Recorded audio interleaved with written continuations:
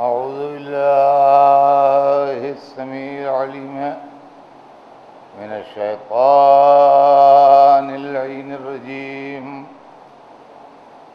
بسم الله الرحمن الرحيم. الحمد لله رب العالمين، والصلاة والسلام على سيدنا وشفيعنا أبي القاسم محمد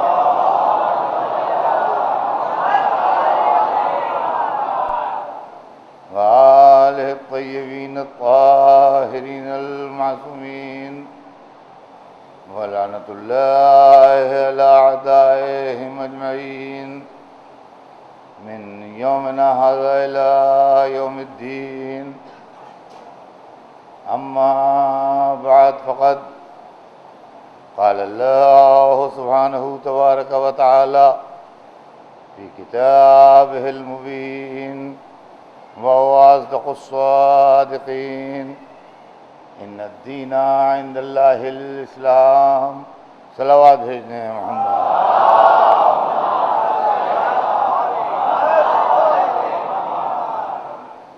خداوند عالم قرآن مجید میں ارشاد فرما رہا ہے کہ یقیناً دین اللہ کے نزدیک اسلام ہے. میں نے کل تھوڑی دیر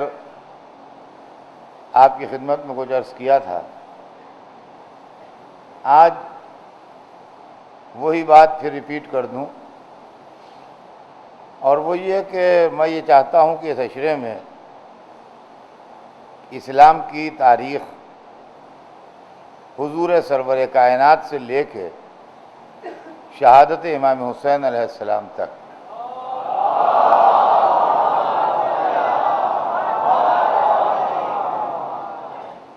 اس کو پیش کیا جائے. اس لیے کہ تاریخ نے ہمارے معصوم کیریکٹرز کے ساتھ انصاف نہیں کیا ہے، اور اسلام کے ساتھ سب سے بڑی ٹریجڈی یہ ہوئی کہ رسول اللہ کے بعد اسلام میں جو پہلی حکومت بنی وہ بنی امیہ کی حکومت بنی. بنی امیہ خاندان رسالت کے خاندانی دشمن تھے، اور بنی امیہ نے اسلام آنے کے بعد 20 سال تک اسلام کی مخالفت کی. لیکن بعد میں کیا حالات ہوئے کہ وہی اسلام کے رہبر بن کے اور وہی مسلمانوں کے قائد بن کے اور وہی خلیفۃ المسلمین اور امیر المومنین کے ٹائٹل لے کے تخت اقتدار اسلامی میں بیٹھ گئے. سارے مورخ ان کے قبضے میں تھے اس لیے کہ حکومت ان کے پاس تھی. سارے راوی ان کے کنٹرول میں تھے اس لیے کہ ان کے پاس دولت تھی. سارے بولنے والے اور لکھنے والے ان کی اطاعت کر رہے تھے اس لیے کہ ان کے ہاتھ میں خون ٹپکتی تلوار تھی. نتیجہ یہ ہوا کہ اس زمانے میں جو اسلام کی تاریخ لکھی گئی وہ بعد کے زمانے میں سب سے زیادہ معتبر، سب سے زیادہ اتھینٹک اور سب سے زیادہ بھروسے قابل مانی گئی. اس لیے کہ جو بات قریب ترین زمانے میں ہوتی ہے وہ بعد کے والوں کے لیے زیادہ معتبر ہوتی ہے. میری متعلق میرے بعد اگر کوئی میرے حالات لکھے تو اس کی بات زیادہ معتبر مانی جائے گی جو یہ کہے کہ ہم نے برسوں اطہر صاحب کی مجلس مغل مسجد میں سنی ہے اور ہم نے ان کو دیکھا ہے، ہم نے ان سے مصافحہ کیا ہے، ان سے باتیں کی ہیں، بنسبت اس کے کہ جو میری مجلسیں پڑھنے یا میرے مرنے کے 25 برس کے بعد یا 50 برس کے بعد پیدا ہوا ہو اور وہ تحقیق کر کے اور ریسرچ کر کے لکھے تو اس کی بات اتنی معتبر نہیں مانی جائے گی جتنی ان کی بات معتبر مانی جائے گی جو مجھ سے بالکل قریب ہیں، کلوز ہیں. کیونکہ بنی امیہ رسول اللہ سے سب سے زیادہ قریب تھے، اسلام سے سب سے زیادہ قریب تھے، لہذا تاریخ نے ان کی بات کو سب سے زیادہ معتبر مانا، اور انہوں نے تاریخ کے ساتھ دھوکہ کیا۔ نتیجہ یہ ہوا کہ اس دن سے لے کے آج تک اختلافات پیدا ہیں اور چلے آ رہے ہیں، اور مسلمانوں کے اندر جو اختلافات ہیں وہ انہی نظریات کی بنیاد پر ہیں جو بنی امیہ آن کے لوگوں کے ذہنوں میں بٹھا گئے، اور ان کے دماغوں میں جو چیزیں راسخ کر گئے وہی چیزیں آج تک لوگوں کے دماغوں میں چلی آ رہی ہیں۔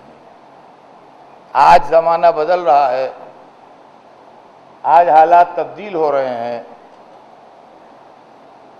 آج ہر معاملے میں نئی ریسرچ، نئی تحقیق، نئی باتیں معلوم کرنے کا جذبہ ابھر رہا ہے۔ پرانی تھیوریاں اگر غلط ہیں تو ان کو کنڈیم کیا جا رہا ہے، نئی تھیوریاں اگر صحیح ہیں تو ان کو ایکسیپٹ کیا جا رہا ہے۔ انسانی علم جیسے جیسے بڑھ رہا ہے، دنیا اس سے اسی طرح سے فائدہ اٹھا رہی ہے اور آگے کی طرف بڑھ رہی ہے۔ سوال یہ پیدا ہوتا ہے کہ زندگی کے ہر میدان میں اگر بزرگوں کی کہی بھی باتیں اس قابل ہیں کہ ان کو پھر سے غور کیا جائے اور ان کو ریکنسیڈر کیا جائے، اس لیے کہ ان کے یہ نہیں کہ وہ برے تھے، یہ نہیں کہ وہ خراب تھے، یہ نہیں کہ وہ جاہل تھے، اس لیے کہ ان کو وہ سہولتیں اور وہ وسائل حاصل نہیں تھے جو آج کی دنیا کو حاصل ہیں۔ تو ہر چیز جو ہے اس کو دوبارہ سے دیکھ رہے ہیں لوگ اور آگے بڑھ رہے ہیں۔ سوال یہ پیدا ہوتا ہے جب زندگی کے ہر علم میں اور زندگی کی ہر فیلڈ میں ہم اجتہاد سے کام لے رہے ہیں، نئی تھیوریاں لا رہے ہیں اور نئی تھیوریوں کے اوپر عمل کر رہے ہیں۔ میڈیکل سائنس کہاں سے کہاں پہنچ گئی آج دنیا میں۔ اب وہ پرانے زمانے کی 200 برس اور 400 برس پرانی تھیوریاں جو ہیں وہ سب ختم ہو گئیں، اب نئی تھیوریاں ہیں۔ کنسٹرکشن ہے، بلڈنگ بنتی ہے، کہاں سے کہاں پہنچ گئی دنیا، اب وہ پرانی چیزیں ختم ہو گئیں۔ کمپیوٹر کی ایجاد نے دنیا کو کہاں سے کہاں پہنچا دیا، اب وہ پرانے طریقے دفتر میں کام کرنے کے سب ختم ہو گئے۔ تو اگر ہم کہیں کہ ہمارے باپ دادا تو قلمی سے لکھتے تھے، ہم قلمی سے لکھیں گے، ہمارے باپ دادا تو اونٹ پر چلتے تھے، ہم اونٹھی پر چلیں گے، تو ہم جاہلی کہے جائیں گے نا، پڑھے لکھے تو نہیں کہے جائیں گے نا۔ تو سوال یہ ہے کہ ہر معاملے میں جب باپ دادا کی بات کو اگر آگے زمانہ بڑھ رہا ہے تو اس کے بعد ہم بھی آگے بڑھیں، تو مذہبی معاملات میں اگر ہمارے باپ دادا کسی سازش کی وجہ سے غلط فہمیوں کا شکار تھے تو کیا ہم بھی شکار رہے ہیں؟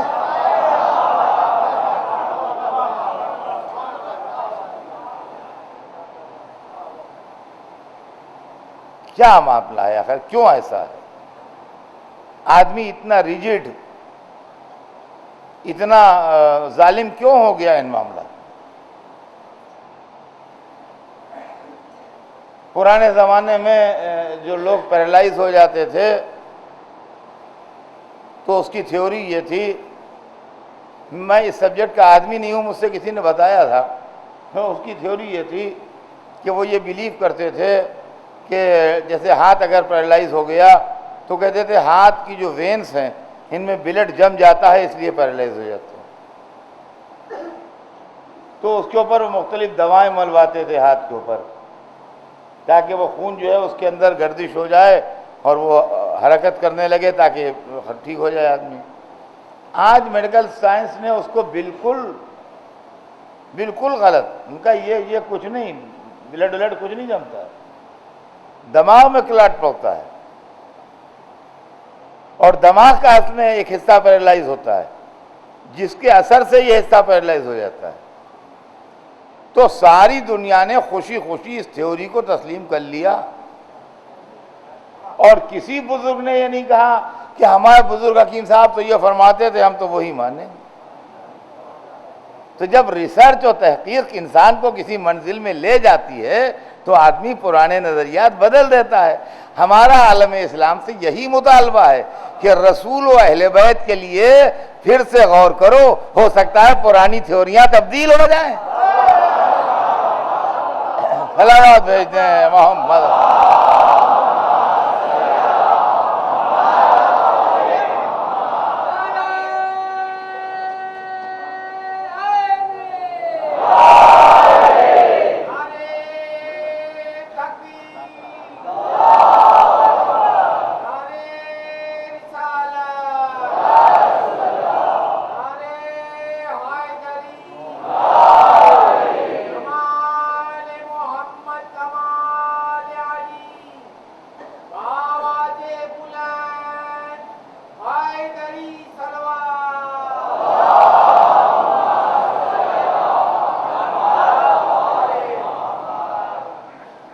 دیکھیے میں پھر ایک دفعہ آپ کے سامنے اس بات کو دہرا دوں کہ میرا موضوع اس اشرے کا تاریخ اسلام تعلیمات اہل بیت کی روشنی میں، یہ ہے موضوع۔ اس لیے کہ تاریخ اسلام جو بنی امیہ کی نگرانی میں لکھی گئی یا بنی عباس کی نگرانی میں لکھی گئی، اس تاریخ کو ہم ایکسپٹ کرنے کے لیے تیار نہیں ہیں۔ اس کی وجہ یہ ہے کہ ہمیں اس کے اندر بنیادی طور سے بہت سی غلطیاں دکھائی دے رہی ہیں، اور اس کے لکھنے والے جو ہیں وہ پریجوڈس ہیں، ان میں تعصب ہے۔ ہمارے خلاف انہوں نے کچھ نہیں لکھا ہے، ہم کو بالکل برا نہیں کہا ہے، ہم اس زمانے میں پیدا ہی نہیں ہوئے تھے جو ہم کو کچھ کہتے، لہذا ہمارا ذاتی عداوت ہماری کچھ نہیں ہے، لیکن ہم جن کا کلمہ پڑھتے ہیں ان کے خلاف لکھا ہے۔ تو یہ مسئلہ نہ میرا مسئلہ ہے نہ آپ کا مسئلہ ہے، یہ مسئلہ رسول و آل رسول کا مسئلہ ہے، اور رسول و آل رسول وہ بزرگ ہیں جن کو پورا عالم اسلام قبول کرتا ہے اور مانتا ہے۔ تو اگر رسول و آل رسول کے سلسلے میں کوئی گفتگو ہوتی ہے اور کوئی ڈسکشن ہوتا ہے تو کسی خاندان یا کسی فرقے یا کسی علاقے یا کسی خاص عقیدے کے ماننے والوں کا نہیں ہے، بلکہ جو آدمی اپنے کو مسلمان کہتا ہے یہ اس کا مسئلہ ہے۔ لہذا ہم کو اثر نو اس مسئلے پر غور کرنا پڑے گا۔ اب میں آج آپ کو اپنے بیان کی بنیادی بات عرض کروں تاکہ اس کے نتیجے میں میرا بیان آگے بڑھے گا۔ حالانکہ آج بالکل پہلی تقریر ہے اور ظاہر ہے کہ پہلی تقریر میں لوگ کم ہوتے ہیں، میں آپ کی اجازت سے ایک آدھ دن کے بعد پھر اس کو ریپیٹ کروں گا، لیکن آج میں چاہتا ہوں کہ آپ کے سامنے اپنے تقریر کا پورے 10 دن کی مجلسوں کا تھیم سناؤں کہ ہے کیا مسئلہ، کیا چیز مجھے پڑھنا ہے اور کیا چیز مجھے آپ کے سامنے کہنا ہے۔ اس لیے کہ عالم اسلام میں ہمارے اور دوسرے مسلمانوں کے درمیان بہتیرے معاملات میں اختلافات ہیں، بہتیرے معاملات میں اختلافات ہیں۔ ایک نظریہ ہمارا ہے جس کو ہمارا دوست نہیں مانتا، ایک نظریہ ہمارے دوست کا ہے وہ ہمارے لیے ایکسیپٹیبل نہیں ہے، ہم اس کو نہیں مان پا رہے ہیں۔ سوال یہ پیدا ہوتا ہے کہ ایسا کیوں ہے اور اس کا ریزن کیا ہے، اور ہمیں جو چیز پیش کرنا ہے وہ کیا ہے، اور ابھی تک جو چیز تاریخ کے نام پر پیش کی گئی ہے وہ کیا ہے، جسے ہمیں چیلنج کرنا ہے، اور جس کی مخالفت کرنا ہے ہمیں وہ کیا ہے، اور جو ہمیں پیش کرنا ہے وہ کیا ہے، اور جو ہمارا نظریہ ہے وہ کیا ہے، اور جو ہمارے ساتھی کا دوست کا نظریہ ہے وہ کیا ہے۔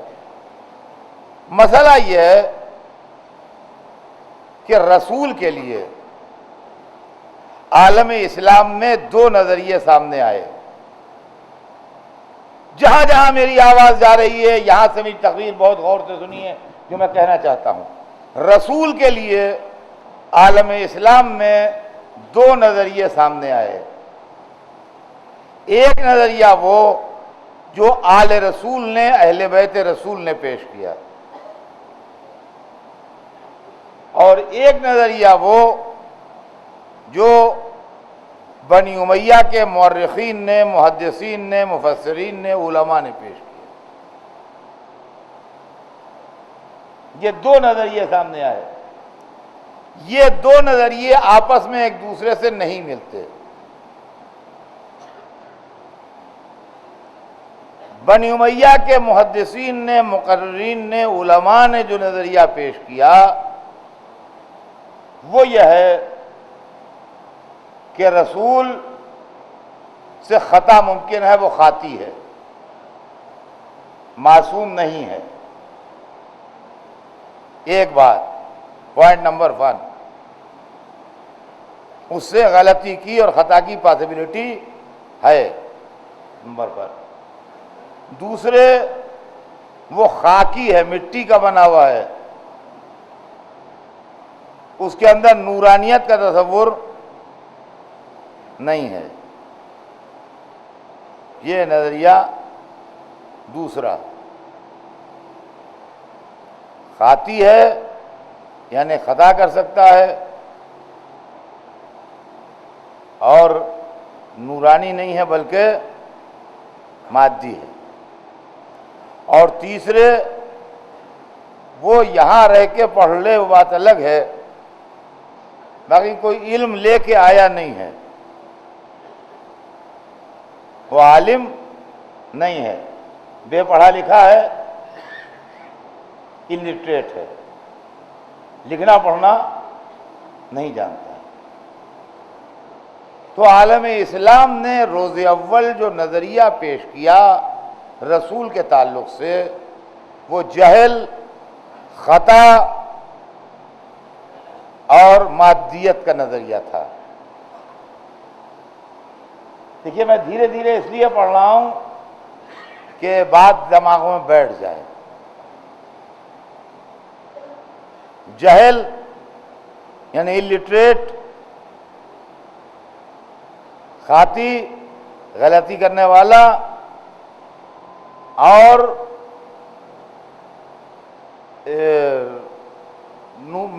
مٹی کا بنا ہوا ہمارا جیسا خاکی۔ نتیجہ یہ ہوا کہ جو تاریخ مرتب ہوئی وہ اسی نظریے پر مرتب ہوئی۔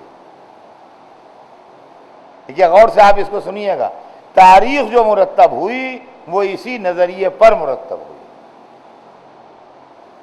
یعنی جب جاہل ہے تو غلطی اس کا اظہار ہوگا، جب وہ غلطی کر سکتا ہے تو اس کے فیصلوں میں غلطی ہوگی، جب وہ ہمارے ہی جیسا مٹی کا بنا ہوا ہے تو جو کیفیتیں ہماری ہیں وہ سب اس پر ہوں گی۔ نتیجہ یہ ہوا کہ 1400 برس سے جو تاریخ چل رہی ہے اس کے اندر مسلسل ایسے واقعات ملتے ہیں جس میں رسول کی طرف نسبت خطا ہے، جس میں رسول کی طرف نسبت جہل ہے، جس میں رسول کی طرف نسبت ہے اس بات کی کہ وہ ہمارے جیسے ہیں۔ چنانچہ آپ یہ غور فرمائیں کہ اس کے اوپر بڑی بڑی بحثیں ہیں جو ہر آدمی جانتا ہے۔ میں کہتا ہوں ایسا کوئی آدمی نہیں ہے اس مجمع میں جو جانتا نہ ہو کہ مسلمانوں میں باقاعدہ اس بات پر بحث ہے کہ وہ ہمارے جیسے ہیں کہ ہم سے افضل ہیں۔ یہ کیوں بحث پیدا ہوئی؟ یہ وہی خاکی نظریے کی وجہ سے بحث پیدا ہوئی، ورنہ کیوں پیدا ہوتی ہے؟ خاکی نظریے کی وجہ سے پیدا ہوئی، ورنہ کیوں پیدا ہوتی؟ کوہ نور کے لیے کوئی نہیں کہتا کہ وہ ہمارے گھر میں جو شیشے کا ٹکڑا ہے اس کا جیسا ہے۔ سوال یہ پیدا ہوتا ہے کہ کوہ نور جو ہندوستان کا تھا اب برطانیہ کے قبضے میں ہے، ہیرا دنیا کا مشہور ہیرا ہے، اس کے لیے کوئی نہیں کہتا کہ ہمارے گھر میں جو پتھر کا ٹکڑا ہے، پتھر یہ بھی ہے پتھر وہ بھی ہے، لہذا اسی کی قیمت پر اس کو بیچو، اس کی قیمت پہ اس کو بیچو۔ کہیں جھگڑا نہیں ہے دنیا میں۔ اگر کوہ نور آکشن کے لیے جائے اور کوئی صاحب پتھر کا اتنا بڑا ٹکڑا لے جائیں ویٹ کر کے اس کے برابر، تو آکشن میں آئے گا وہ پتھر کا ٹکڑا سامنے، اور جب بحث ہو تو کہیے صاحب پتھر یہ بھی ہے پتھر وہ بھی ہے۔ تو کوہ نور کے لیے کوئی جھگڑا نہیں کرتا کہ پتھر جیسا ہے، محمد کے لیے ہر ایک کہتا ہے بندے جیسا ہے۔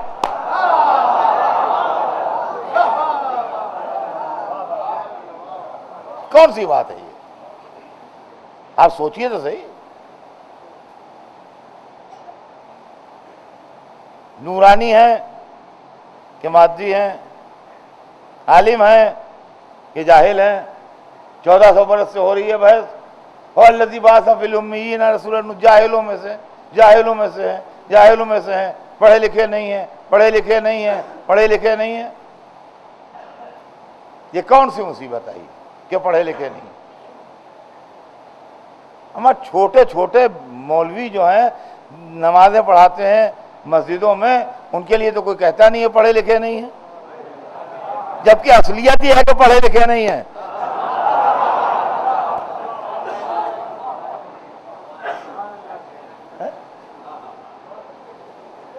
اور جو 1,24,000 کا سردار ہے وہاں آستینے الٹے پڑے ہیں، پڑھے لکھے نہیں، پڑھے لکھے نہیں.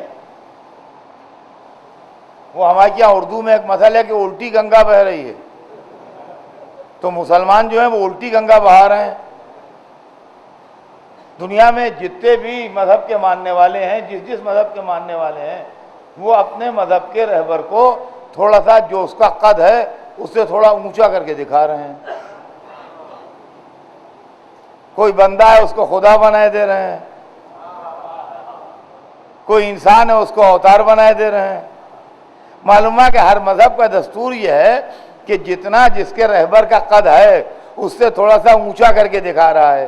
یہ نہ جانے کون سی آفت مسلمانوں میں آئی کہ محمد کا جتنا قد ہے تھوڑا نیچا کر کے دکھانے کی فکر میں ہے. کیا آفت ہے؟ تو عزیزان گرامی، جو تاریخ لکھی گئی اور جو تاریخ مرتب ہوئی اس کے اندر نظریہ خطا سامنے آیا، نظریہ مادیت سامنے آیا، نظریہ جہل سامنے آیا. میں سمجھتا ہوں کہ یہ لفظیں لوگوں کی سمجھ میں آ گئی ہوں گی، کیوں پڑھ رہا ہوں. اسی اصول پر اور اسی قاعدے پر اور اسی دستور پر روایتیں آئیں، واقعات آئے، کتابیں آئیں، استدلال آئے. یہ چیزیں جب ہمارے سامنے آئیں تو ہم نے اعتراض کیا. ہم نے کہا ہم اس کو نہیں ایکسیپٹ کرتے، ہم اس کو نہیں مانتے، ہم اس کو نہیں تسلیم کرتے. جب ہم نے کہا کہ ہم اس کو نہیں تسلیم کرتے تو ہمارے اوپر غصہ کرنے لگے لوگ. 1400 برس سے جو ہم عالم اسلام کی ناراضگی کا شکار ہیں وہ اسی لیے ہیں.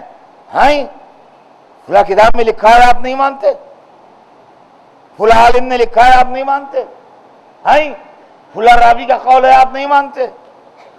عالم اسلام کی سب سے بڑی مصیبت یہ ہے کہ وہ محمد کو چھوڑ کے راوی کا پرستار ہو گیا ہے.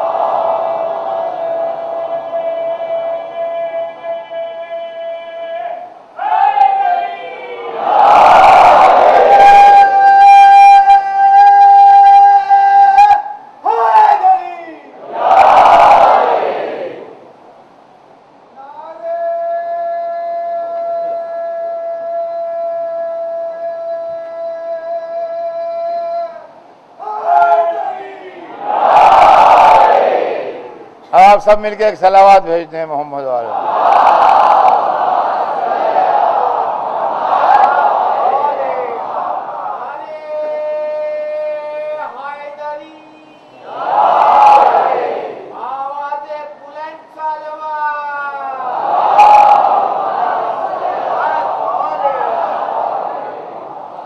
1400 برس سے اس کی مصیبت میں ہم گرفتار ہیں۔ راوی نے یہ لکھا ہے، فلاں روایت میں ہے، فلاں راوی کا یہ قول ہے، فلاں کتاب میں یہ لکھا ہے۔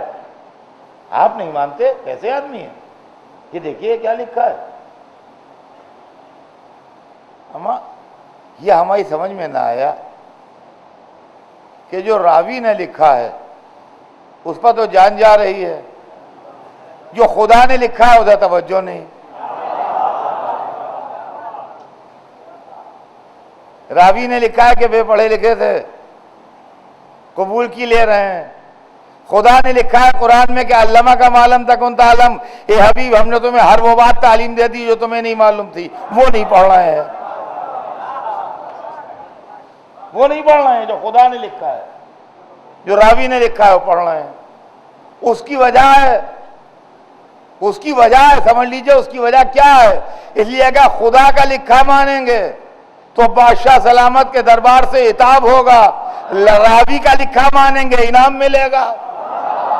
تو عزیزان گرامی، ایک زمانہ وہ تھا جو در اہل بیت کو چھوڑ کے اسلام کی تبلیغ نہیں ہو رہی تھی، اسلام بک رہا تھا، فروخت ہو رہا تھا۔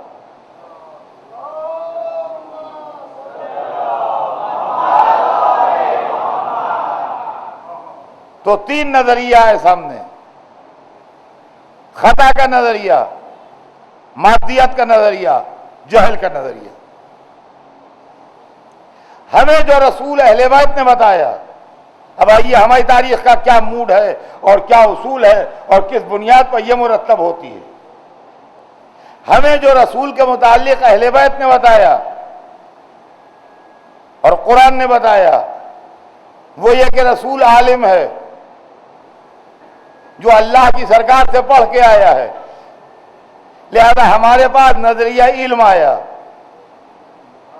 وہ نورانی ہے، مادی نہیں ہے۔ ضرورت بشر تھی جو مادیت کی شکل میں آ گیا، مگر اس کی اصلیت جو ہے وہ نور ہے، لہذا نورانیت کا نظریہ آیا۔ وہ معصوم ہے، اس سے کوئی غلطی نہ ہو سکتی ہے، جان کے یا بھولے سے، چھوٹی یا بڑی، کسی غلطی کا اس سے امکان نہیں ہے، نظریہ عصمت۔ ہمارے پاس جو تاریخ مرتب ہو رہی ہے اس کے اندر نظریہ عصمت ہے، نظریہ نورانیت ہے، نظریہ علم ہے۔ سامنے جو تاریخ مرتب ہو رہی ہے اس میں نظریہ مادیت ہے، نظریہ جہل ہے اور نظریہ خطا ہے۔ نتیجہ یہ ہے کہ اس بنیاد کے اوپر جو واقعات آ رہے ہیں وہ کچھ اور ہیں، اس بنیاد پر جو واقعات آ رہے ہیں وہ کچھ اور ہیں۔ اب جب یہ دونوں تاریخیں سامنے آتی ہیں تو اختلاف کھل کے آتے ہیں، جب اختلاف کھل کے آتے ہیں تو اختلافات کے نتیجے میں مسلمانوں میں اختلاف پیدا ہوتا ہے۔ سمجھے آپ کیا فلسفہ ہے؟ واضح ہوئی بات کہ کیا مسئلہ ہے؟ اب یہاں سے اس مسئلے کو طے کیجئے کہ ان نظریات میں کون سے نظریات ماننے کے قابل ہیں اور کون سے نظریات ماننے کے قابل نہیں۔ کیا ہماری عقیدت کا یہ زور ہے جو اصلیت کے خلاف ہم علم، نور اور عصمت کے نظریوں کو پیش کر رہے ہیں، یا ان کے تعصب کا اثر ہے کہ جو حقیقت کے خلاف جہل، خطا اور مادیت کے نظریوں کو پیش کر رہے ہیں؟ یہ دونوں چیزیں جو ہیں یہ فیصلہ کرنا پڑیں گی اور دیکھنا پڑے گا کہ ان دونوں میں صحیح نظریہ کیا ہے۔ ظاہر ہے کہ جو اس نظریے کے تحت کتابیں لکھی جائیں گی، تقریریں ہوں گی، تحریریں ہوں گی، پڑھی جائیں گی چیزیں، وہ کچھ اور ہوں گی، اور جو اس نظریے کے تحت تحریریں ہوں گی، تقریریں ہوں گی، وہ کچھ اور ہوں گی۔ اور عزیزان گرامی یہیں سے آگے بڑھتا ہے معاملہ، یہیں سے معاملہ آگے بڑھتا ہے کہ اگر رسول خاطی ہے، مادی ہے اور غیر عالم ہے تو اس کے بعد جو سلسلے چلیں گے ان میں علم، بے گناہی، روحانیت تلاش نہ کیجیے. اور اگر رسول عالم ہے، نورانی ہے، معصوم ہے، تو جس کو کہے گا یہ مجھ سے ہے، میں اس سے ہوں،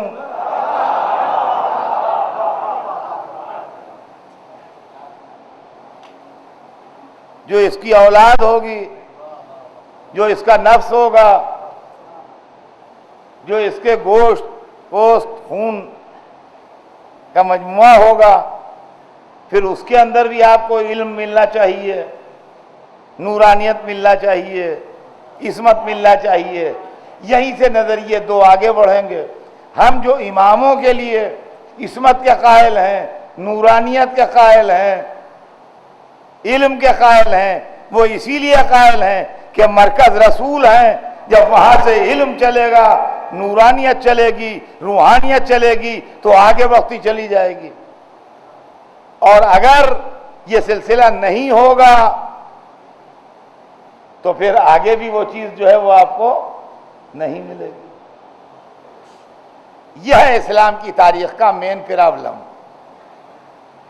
اب اس مین پرابلم کو سالو کرنے کے لیے ہمیں غور کرنا پڑے گا، پڑھنا پڑے گا، کتابیں دیکھنا پڑیں گی، اور کسی ایک نتیجے تک پہنچنا پڑے گا کہ اس کے اندر صحیح کیا ہے اور غلط کیا ہے. سرور کائنات کی پہلے حیثیت طے کیجیے. وہ ایک آرڈینری آدمی تھے کہ آرڈینری آدمی سے الگ تھے؟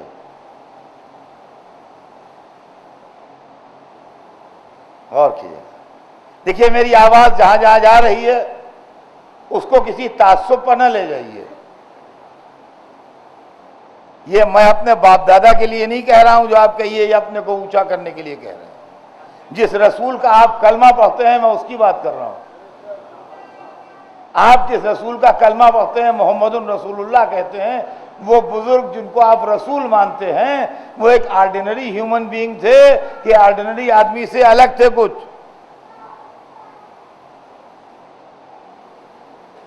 تو قرآن جو ہے وہ ان کو آرڈینری آدمی کی فہرست میں نہیں رکھتا ہے. قرآن کہتا ہے وَمَا أَرْسَلْنَاكَ إِلَّا رَحْمَةً لِلْعَالَمِينَ، ہم نے آپ کو نہیں بھیجا مگر تمام عالموں کے لیے رحمت بنا کے. اب آپ کوئی دوسرا آدمی دنیا میں ڈھونڈیے جو ان کے طرح سے تمام عالمین کے لیے رحمت بن کے آیا ہو. جیسے ہم ویسے وہ، جیسے ہم ویسے وہ، تو وہ عالمین کے لیے رحمت تھے، سرکار بھی ہوں گے. ہم رحمت بنتے تو دیکھا، رحمت بنتے کسی کو نہ دیکھا.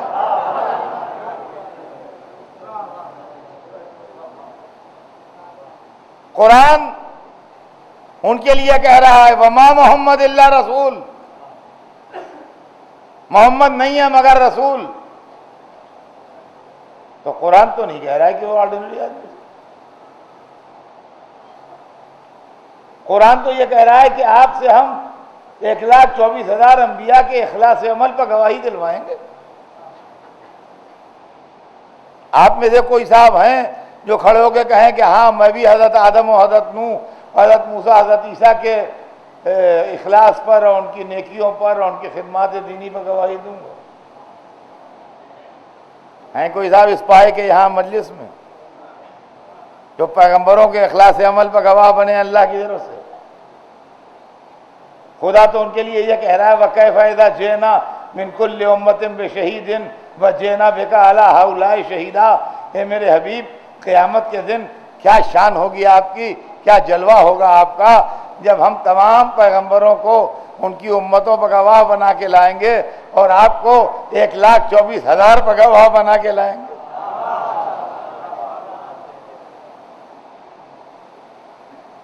تو ہم جو رسول اللہ کو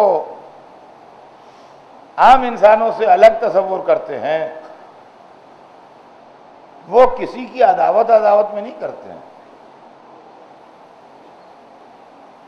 چونکہ قرآن نے ہم کو گائیڈ لائن دی ہے، چونکہ قرآن پاک نے ہم کو یہ بتایا ہے، لہذا ہم جیسا قرآن نے بتایا ہے ویسا سمجھتے ہیں. جہاں تک ان کے علم کا سوال ہے،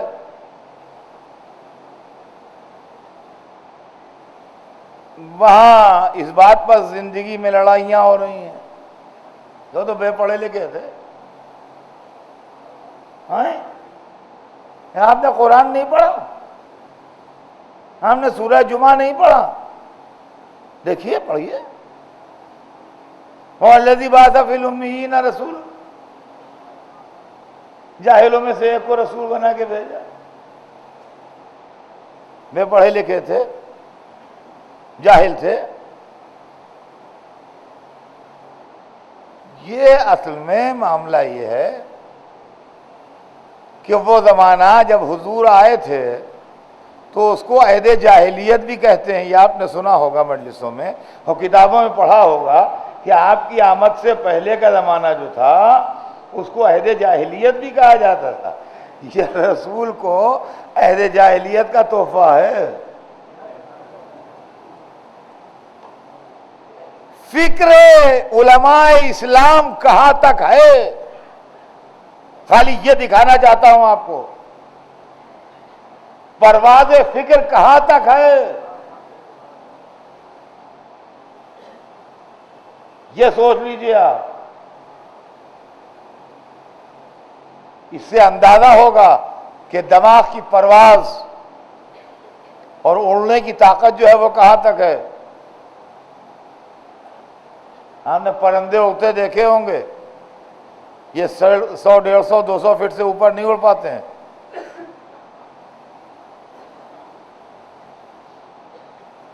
لیکن جب راکٹ جاتے ہیں تو کبوتر کو آپ اس کے ساتھ اڑائیے، وہ معلوم آپ کے آربٹ سے نکل گیا، یہ یہیں پر ہے. کیوں نظریہ جہل سامنے آیا یہ سن لیجئے، اس سے پرواز فکر کا اندازہ ہوگا. مکے کے بڈھے جو تھے وہ یہ منظر دیکھنا چاہتے تھے کہ رسول اللہ بچپن میں ان کو اس طرح دکھائی دیں کہ تختی ہاتھ میں، ستلی سے دعوات اس میں بندھی ہوئی، 2-3 قلم جیب میں، بستہ کندھے پر، اس کے بعد لبے پڑھ رہے ہیں، اس کے بعد بیٹھے تختی لکھ رہے ہیں. یہ منظر دیکھتے تو کہتے ہاں ہم نے دیکھا ہے، پڑھے لکھے ہیں. یہ منظر انہوں نے دیکھا نہیں، لہذا یہ جہالت کے قائل ہو گئے. اس لیے کہ عالم نور تک ان کی فکر گئی نہیں کہ آنے والا یہاں کا نہیں ہے، وہاں سے آ رہا ہے.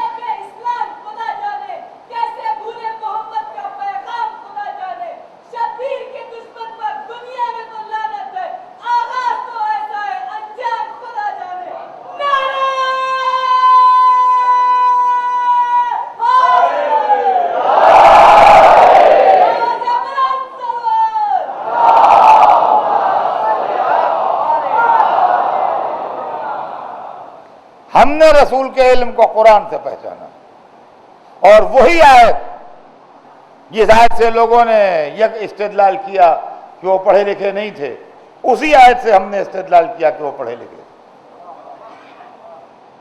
وَالَّذِي بَعَثَ فِي الْأُمِّيِّينَ رَسُولًا مِّنْهُمْ يَتْلُو عَلَيْهِمْ آيَاتِهِ وَيُزَكِّيهِمْ وَيُعَلِّمُهُمُ الْكِتَابَ وَالْحِكْمَةَ. کوئی سمجھدار انسان کسی جاہل آدمی کے لیے یہ نہیں کہے گا کہ یہ پڑھائے گا.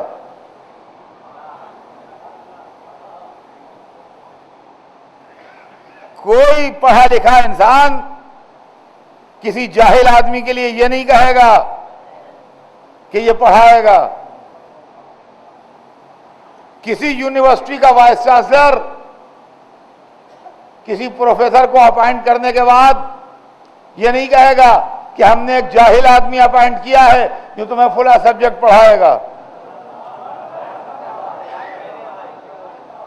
ہمارا جب ایک پڑھا لکھا آدمی اتنی بیوقوفی کی بات نہ کرے گا تو یہ خدا فرما رہا ہے کہ اللہ نے امیوں میں سے ایک کو رسول بھیجا ہے جو تم کو کتاب و حکمت کی تعلیم دے. تو اگر پڑھا لکھا نہیں ہے تو تعلیم دے گا کہاں سے؟ ارے پڑھا لکھا نہیں ہے تو پڑھائے گا کیا؟ اب کہیے اطہر صاحب آپ کو کیا بے چینی ہے؟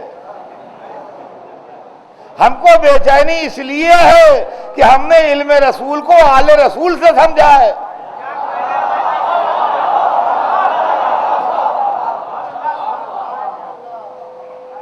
تاریخ انسانیت میں ایک عالم گزرا ہے جس سے بڑا عالم شاید چشم فلک نے دیکھا نہ ہو، جس کے پاس جو مسئلہ لے کے آیا اس نے منٹوں میں حل کیا، جس کے دروازے سے سائل کبھی محروم نہ گیا، جس نے ممبر پر بیٹھ کے سلونی کہا،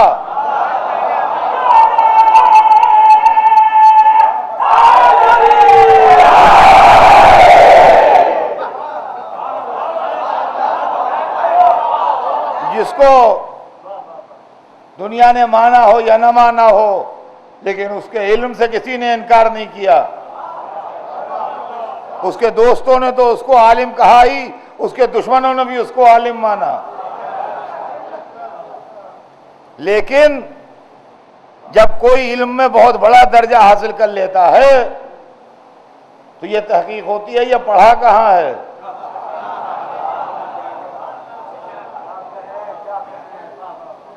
یہ صاحب سلونی عالم جو ہے،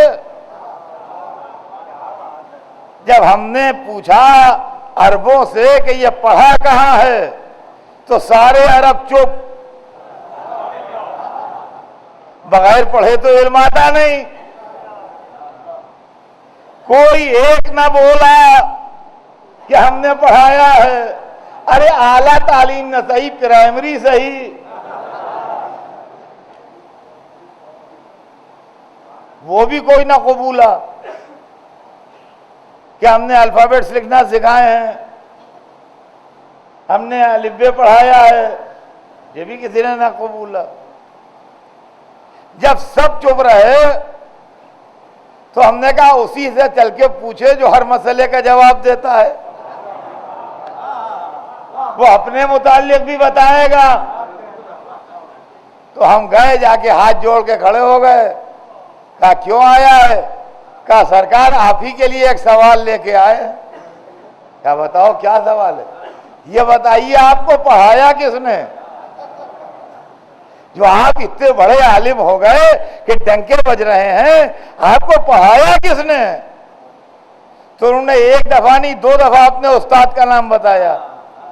ایک دفعہ کہا علمنی رسول اللہ الفباب، رسول اللہ نے مجھے 1000 دروازے علم کے پڑھائے.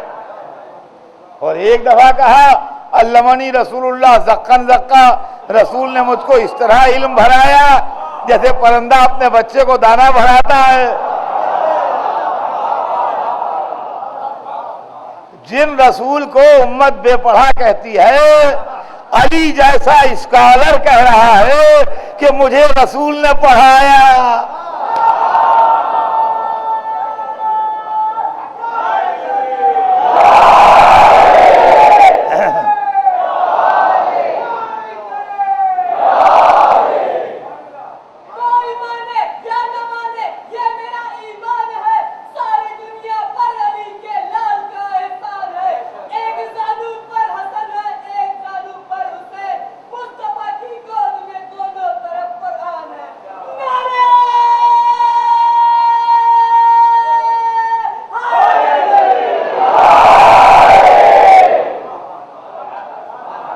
تو عزیزان گرامی، علی جیسا عالم اور علی جیسا اسکالر کہہ رہا ہے مجھے رسول اللہ نے پڑھایا، اور ایک دفعہ نہیں بار بار کہہ رہا ہے کہ مجھ کو رسول نے تعلیم دی. ایک مسئلہ حل ہو گیا مگر دوسرا مسئلہ مشکل پیدا ہو گیا. یہ مسئلہ تو حل ہو گیا کہ علی کو کس نے پڑھایا. جو علی اتنے بڑے عالم ہو گئے یہ مسئلہ تو سالو ہو گیا کہ علی کو رسول اللہ نے تعلیم دی اس لیے وہ اتنے بڑے عالم ہو گئے.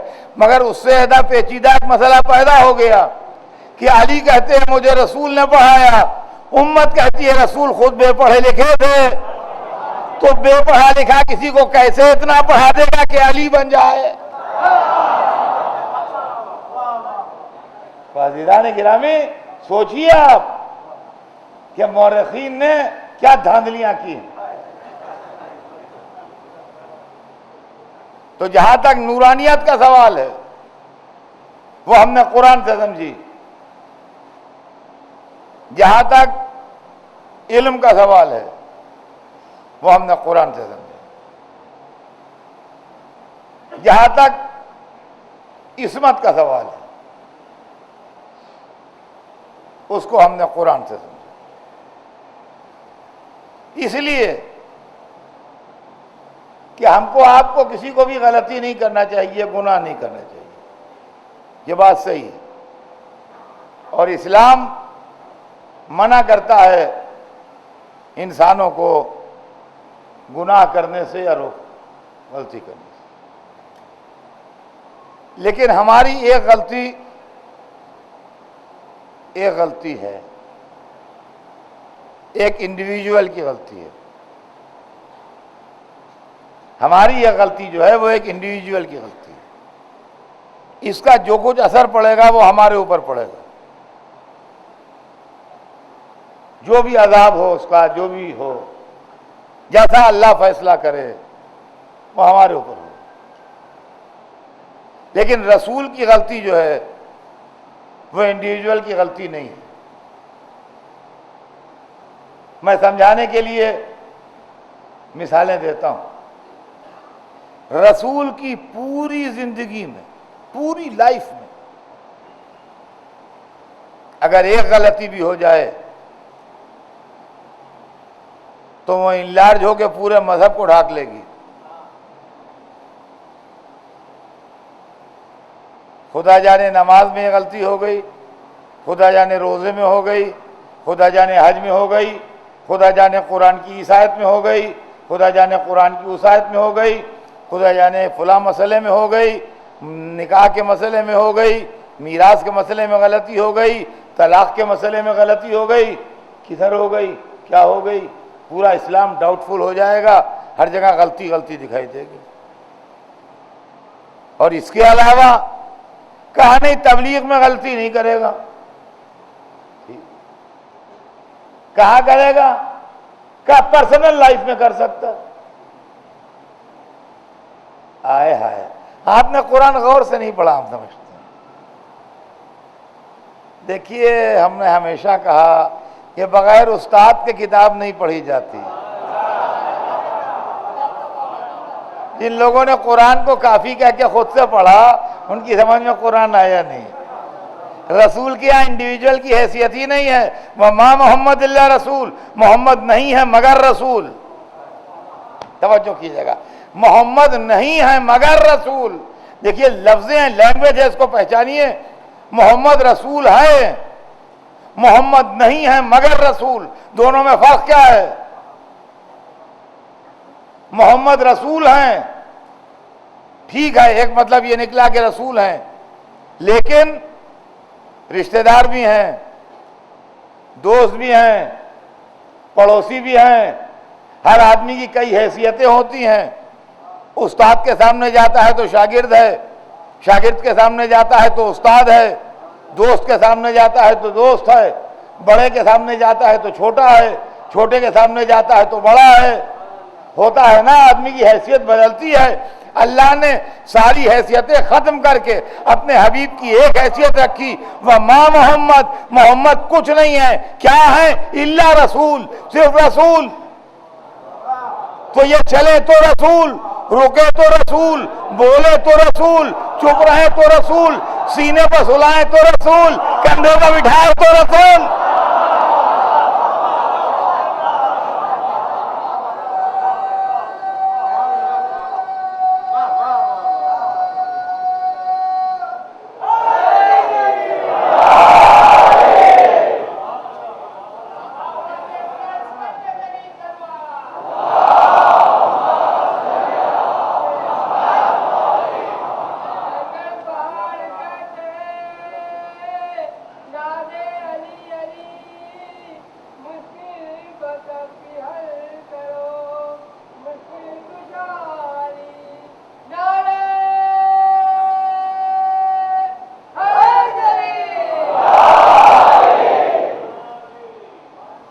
آئیے جلدی سے ایک بات اور سن لیجئے اور پھر بات کل آگے بڑھے گی۔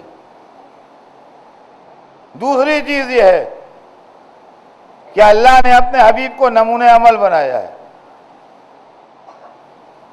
دوسری جگہ قرآن نے ارشاد کیا کہ قُلْ إِن كُنتُمْ تُحِبُّونَ اللَّهَ فَاتَّبِعُونِي يُحْبِبْكُمُ اللَّهُ، میرے حبیب کہہ دیجئے کہ اگر تم اللہ کو دوست رکھنا چاہتے ہو تو میرا اتباع کرو، میری پیروی کرو۔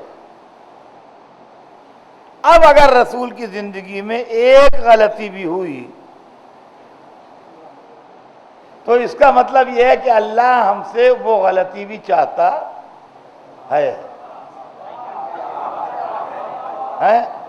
اور اگر نہیں چاہتا ہے تو یا تو مینشن کرے کہ سوائے اس ایک واقعے کے، اور اگر مینشن نہیں ہے تو اس کا مطلب یہ ہے کہ پوری لائف کو علیم و خبیر اللہ جان کے اتباع کا حکم دے رہا ہے۔ اب سمجھے آپ ہم نظریہ عصمت کے کیوں قائل ہیں؟ عزیزان گرامی، یہ میں نے جلدی آج اپنے آئندہ کے بیان کا تھیم آپ کو سنا دیا۔ اب یہ بیان اسی عنوان پر ڈیولپ ہوگا اور اس کے اندر تاریخ کے دونوں طرح کے واقعات آئیں گے۔ اس کی وجہ یہ ہے کہ جو اعتراض ہوتے ہیں وہ بھی اسی نظریے کی وجہ سے، اور جو باتیں مانی جاتی ہیں وہ بھی اسی نظریے کی۔ اب ہمارے پاس امام حسین کے لیے نظریہ عصمت و علم و نور ہے، لہذا جب وہ کربلا گئے تو ان کے اس عمل کو ہم دوسرے اینگل سے دیکھتے ہیں، اور جن کے پاس نظریہ مادیت و خطا و جہل ہے وہ کربلا جانے کے عنوان کو دوسرے طریقے سے دیکھتے ہیں۔ ہم یہ جانتے ہیں کہ وہ جانتے تھے کہ ان کی شہادت ہے کربلا میں، اس کے بعد گئے۔ کیوں گئے؟ اس لیے کہ یہ بھی جانتے تھے کہ میں نہ جاؤں گا تو اسلام مر جائے گا۔ وہ لوگ جن کے پاس یہ نظریہ نہیں ہے وہ ہمیشہ اعتراض کرتے ہیں کہ جب معلوم تھا اور آپ کہتے ہیں کہ جانتے تھے تو کیوں گئے؟ ان کا خیال یہ ہے کہ بے خیالی میں گئے اور وہاں جا کے گرفتار مصیبت ہو گئے۔ عزیزان گرامی، آج محرم کی پہلی رات ہے، حسین کا قافلہ کربلا سے قریب آ گیا ہے۔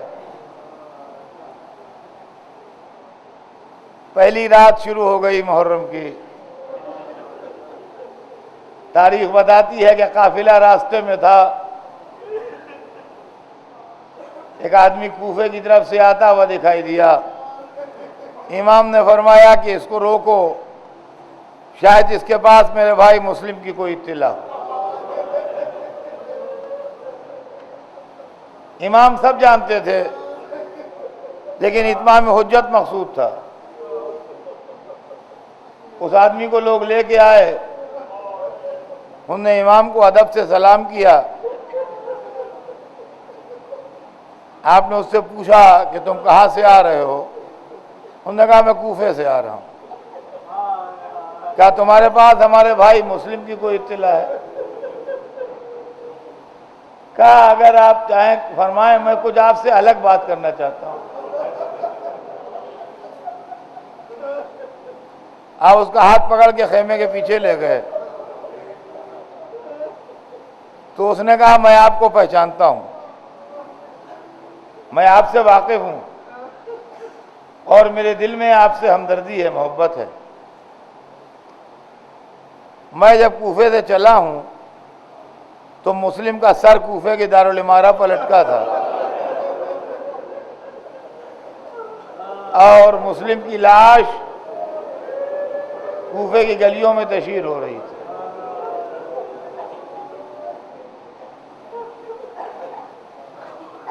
یہ بات میں نے آپ سے الگ اس لیے کہہ دی کہ اگر میں سب کے سامنے کہتا تو لازمی طور پر آپ کے ساتھیوں پر اس کا خراب اثر پڑے گا، لہذا جو اصلی بات تھی میں نے آپ کو بتا دی۔ اب آپ جس طرح مناسب سمجھیے اس طرح آپ اپنے ساتھیوں کو اس کی اطلاع دیجیے۔ وہ یہ کب جانتا تھا کہ یہ ساتھی سب تمنا شہادت میں جا رہے ہیں؟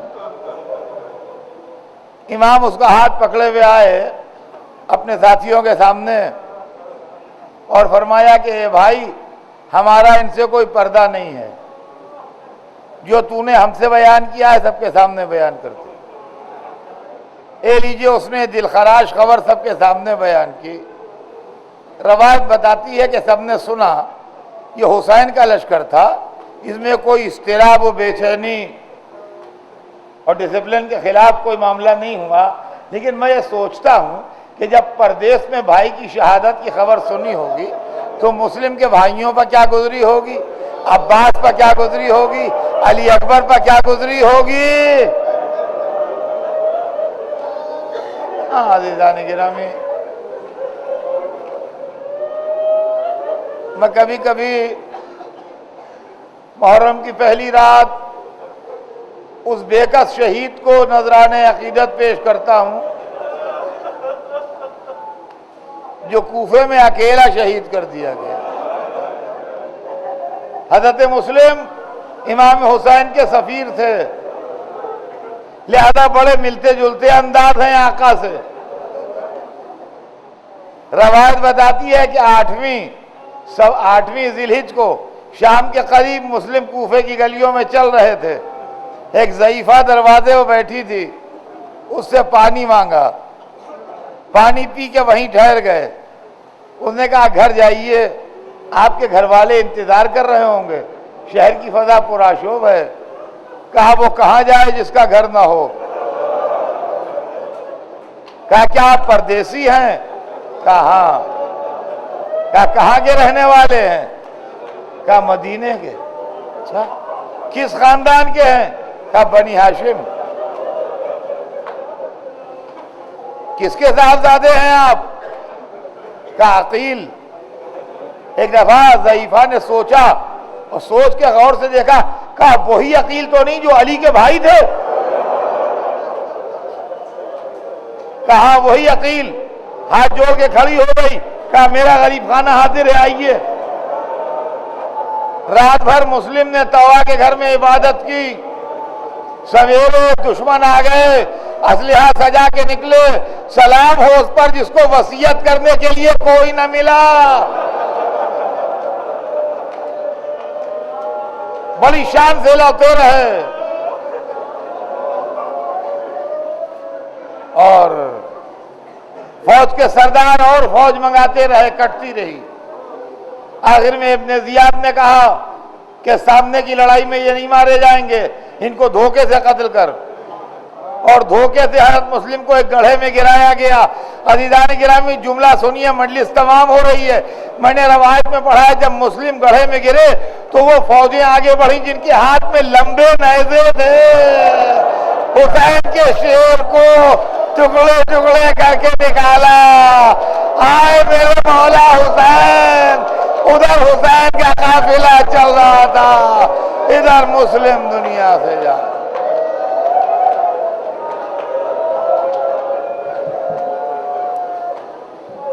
بسم اللہ الرحمن الرحیم، الحمد للہ رب العالمین، والصلاة والسلام علی سیدنا و شفیعنا ابی القاسم محمد وآلہ الطیبین الطاہرین المعصومین، ولعنۃ اللہ علی اعدائہم اجمعین، من یومنا ھذا الی یوم الدین اما بعد فقد قال اللہ سبحانہ تبارک و تعالی فی کتابہ المبین وہو اصدق الصادقین ان الدین عند اللہ الاسلام صلوات بھیجنے ہیں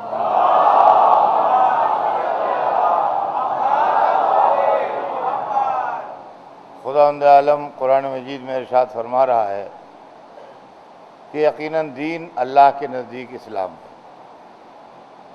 میں آپ کی خدمت میں برابر پہلے دن سے یہ عرض کر رہا ہوں کہ مجھے آپ کے سامنے اسلام کی وہ تاریخ پیش کرنا ہے جو تعلیمات اہل بیت کے سائے میں ہے، اس لیے کہ اسلام میں جو رہبری ہے اور اسلام میں جو لیڈرشپ ہے اور اسلام میں جو قیادت ہے، اس کے متعلق اسلام میں دو نظریے ایگزسٹ کرتے ہیں۔ اسلام میں لیڈرشپ، رہبری اور قیادت رسول اللہ کی ہے۔ سرکار دو عالم ہمارے رہبر ہیں، ہمارے قائد ہیں، ہمارے لیڈر ہیں، ہمارے رہنما ہیں۔ تو وہ کیسے ہیں، ان کی شخصیت پہلے طے ہو، پھر اس کے بعد انہوں نے کیا کیا فرمایا ہے، کیا زندگی ہے، کیا کردار ہے، وہ تمام چیزیں جو ہیں وہ آگے جا کے ڈسکس ہوتی جائیں۔ تو میں نے کل بھی یہ بات آپ کی خدمت میں عرض کی تھی، اور محض ریفرنس کے لیے میں اس کو آج پھر دہرا دوں تاکہ کل کا بیان دماغ میں آج تازہ ہو جائے کہ عالم اسلام میں دو نظریے پائے جاتے ہیں۔ وہ خاکی تھے، ان سے غلطی کا امکان تھا، اور وہ پڑھے لکھے نہیں تھے، تعلیم کو نہیں تھی۔ ایک نظریہ یہ ہے۔ دوسرا نظریہ یہ ہے وہ نوری تھے، وہ معصوم تھے، اور اللہ کے مدرسے میں انہوں نے براہ راست اپنے رب سے تعلیم حاصل کی تھی، اور کسی بشر نے، کسی انسان نے ان کو نہیں پڑھایا۔ یہ دو نظریے ہیں جو اسلام میں ایگزسٹ کرتے ہیں، اور ان دونوں نظریوں کے تحت اسلام کی تاریخ ڈیولپ ہوتی ہے۔ جہاں نظریہ خطا ہے، جہاں نظریہ مادیت ہے، جہاں نظریہ بشریت ہے، وہاں تاریخ میں ویسے ہی واقعات ملیں گے، اور جہاں نظریہ عصمت ہے، نظریہ نورانیت ہے، نظریہ علم ہے، وہاں تاریخ میں ویسے ہی واقعات ملیں گے۔ ہم کو اسلام بتایا مولا علی نے اور ان کے 11 معصوم بیٹوں نے۔ اس طریقے سے ہمیں اسلام کی تعلیم ان لوگوں کے ذریعے ملی۔ تو ہم کو یہ بتایا گیا کہ ہمارا رسول نورانی ہے اور اس کی خلقت نوری ہے۔ قرآن مجید میں بھی اور حدیثوں میں بھی اس کی نورانی خلقت کے اشارے ہم کو ملتے ہیں۔ حدیث شریف موجود ہے کہ اول ما خلق اللہ نوری، سب سے پہلے جو شے اللہ نے خلق کی وہ میرا نور تھا۔ خدا ازلی و ابدی ہے، اس کے لیے زمانے کی قید نہیں ہے، وہ ہمیشہ سے ہے، ہمیشہ رہے گا۔ اس ہمیشگی کو آپ کا دماغ سوچ نہیں سکتا، اس لیے کہ آپ اس دنیا میں محدود ہیں۔ اس دنیا میں آپ کا دماغ چکر لگا کے پلٹ آئے گا۔ اللہ ہمیشہ سے ہے، ہمیشہ رہے گا۔ لیکن جب ہم ذکر رسول شروع کرتے ہیں تو ہماری لفظیں ساتھ چھوڑنے لگتی ہیں، جیسے کہ ایک منزل تک اڑنے کے بعد پرواز کی طاقت جواب دینے لگتی ہے ویسے الفاظ کی طاقت جواب دینے لگتی ہے کہ ہم کیسے ایکسپلین کریں اس بات کو کہ کیا تھا۔ اس لیے کہ اگر ہم یہ کہیں کہ دنیا میں اندھیرا تھا تو نہ دنیا تھی نہ اندھیرا تھا، دونوں مخلوق ہیں۔ اگر ہم کہیں سناٹا تھا تو غلط، سناٹا مخلوق ہے۔ اگر ہم کہیں تاریکی تھی تو تاریکی مخلوق ہے۔ اگر ہم کہیں ویرانی تھی تو ویرانی مخلوق ہے۔ جو لفظ ہم بولیں گے وہ مخلوق ہے۔ اور رسول کہتے ہیں اول ما خلق اللہ نوری، اللہ نے سب سے پہلے جو چیز خلق کی وہ میرا نور تھا۔ ہمیں اس سے بحث نہیں کہ دنیا کیا کہتی ہے، ہمارا عقیدہ کیا ہے وہ ہمارے بچے سنیں۔ دنیا میں کیا تھا یہ ہم ایکسپلین نہیں کر سکتے، ہماری زبان میں طاقت نہیں، ہماری لینگویج میں دم نہیں ہے کہ ہم بتائیں۔ اللہ تھا، اللہ کی مشیت میں گزرا کہ وہ پہچانا جائے۔ اللہ کی مشیت میں یہ ہوئی، ارشاد ہوتا ہے حدیث قدسی میں کہ کنت کنزا مخفیہ، میں ایک چھپا ہوا خزانہ تھا، فاحببت ان اعرف، مجھے یہ بات پسند آئی کہ میں پہچانا جاؤں، فخلقت الخلق لکی اعرف، میں نے دنیا کو اس لیے خلق کیا کہ مجھے کون پہچانتا ہے۔ تو جب اس کی مشیت میں یہ گزرا کہ وہ پہچانا جائے تو اس نے ایک نور خلق کیا۔ کب خلق کیا؟ زمانہ ہوتا تو بتاتا۔ کہاں خلق کیا؟ جگہ ہوتی تو بتاتی۔ یہ نور زمانے سے پہلے خلق ہوا، لہذا کب کا لفظ زمانے کے ساتھ جڑتا ہے۔ فارم بھرے جاتے ہیں، یہ ہوتا ہے ڈیٹ آف برتھ لکھی ہوتی ہے، تو ہر آدمی ڈیٹ آف برتھ اپنی بھرتا ہے۔ ان کا حساب 15 نومبر 1970 ہے ڈیٹ آف برتھ، تو نومبر موجود تھا پہلے سے، ڈیٹ 15 موجود تھی پہلے سے، 1970 موجود تھا پہلے سے، یہ بعد میں پیدا ہوئے، لہذا ان پر چھاپ لگ گئی 15 نومبر 1970۔ کہاں پیدا ہوئے؟ بمبئی میں، انڈیا میں، انڈیا بمبئی۔ تو انڈیا پہلے سے موجود تھا، یہ بعد میں پیدا ہوئے۔ بمبئی پہلے سے موجود تھا، یہ بعد میں پیدا ہوئے۔ نومبر پہلے سے موجود تھا، یہ بعد میں پیدا ہوئے۔ ڈیٹ اور مہینہ موجود تھا، یہ بعد میں پیدا ہوئے۔ جو سب سے پہلے پیدا ہو زمانے بھر کی ڈیٹ آف برتھ تو بتائے گا، اس کی ڈیٹ آف برتھ کوئی نہ بتائے گا۔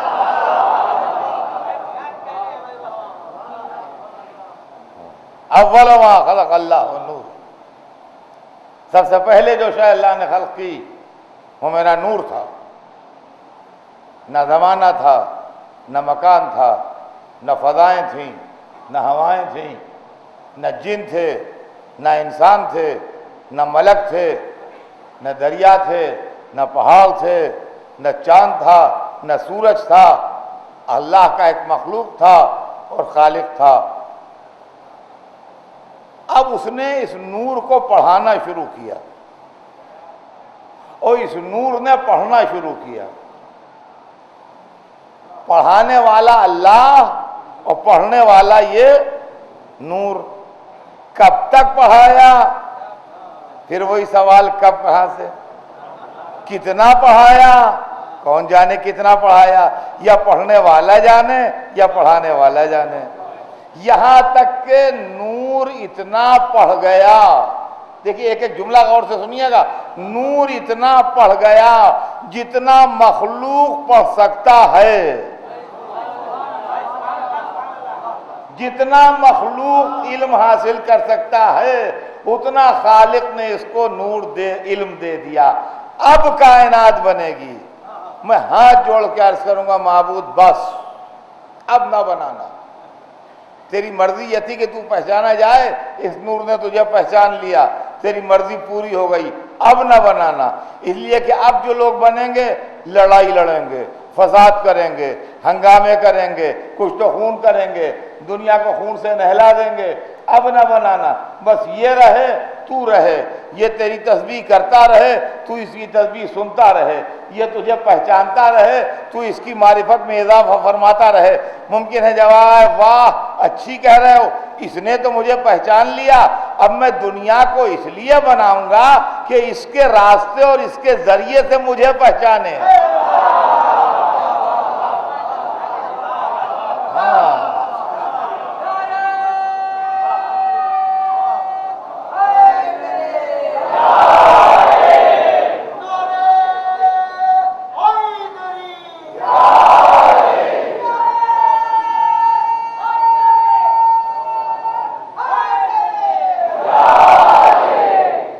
اس لیے کہ یہ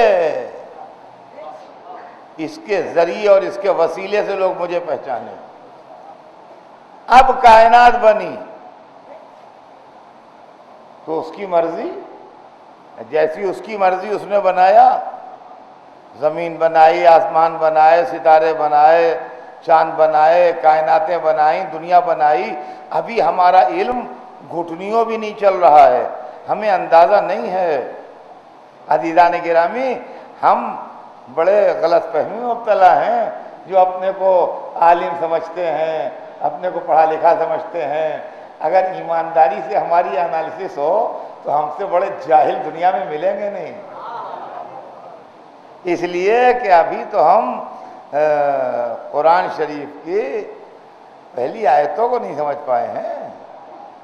الحمدللہ رب العالمین، تمام تعریفیں اس اللہ کے لیے ہیں جو تمام عالموں کا پالنے والا ہے۔ ابھی عالمین ہی کا فلسفہ دنیا کی سمجھ میں نہیں آیا ہے، بات آگے کیا بڑھے گی؟ ابھی دنیا کا علم عالمین تک نہیں پہنچا ہے، اپنی دنیا سے باہر نہیں نکلے ہیں، ٹریس کر رہے ہیں کہاں کہاں زندگی کے امکان ہیں، کہاں کہاں اور زندگی ہے، کہاں کہاں اور زندگی ہے۔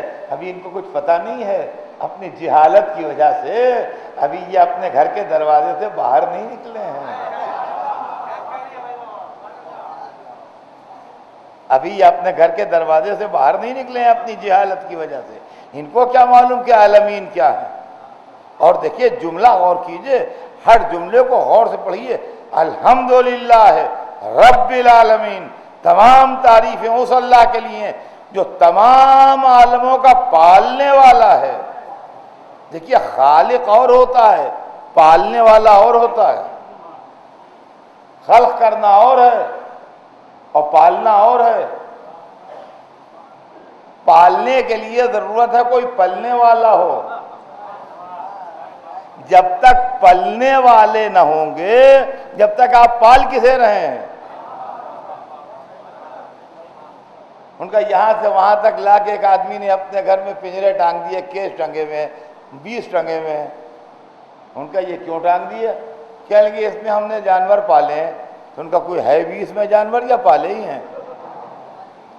ابھی تو اگر آپ نے پالے ہیں تو کسی میں طوطا، کسی میں مینا، کسی میں کبوتر، کسی میں کچھ ہو تو صحیح، تو آپ کہیے ہم نے پالے ہیں، اور وہاں خالق پنجرے ٹنگے میں، کیس ٹنگے میں، تو انہیں پلا کیا ہے؟ پلنے کے لیے پلنے والا ہونا چاہیے، تو پالنے والے کے لیے مخلوق ہونا چاہیے، اس کو پال رہا ہے۔ ابھی تک دنیا نہیں سمجھی ہے کہ پالنے والے کا مطلب کیا ہے، لیکن آج سے 1300 برس پہلے ہمارے چھٹے امام نے اس نقطے کو واضح کیا تھا کہ الف الف عالم، صلوات بھیجتے ہیں محمد،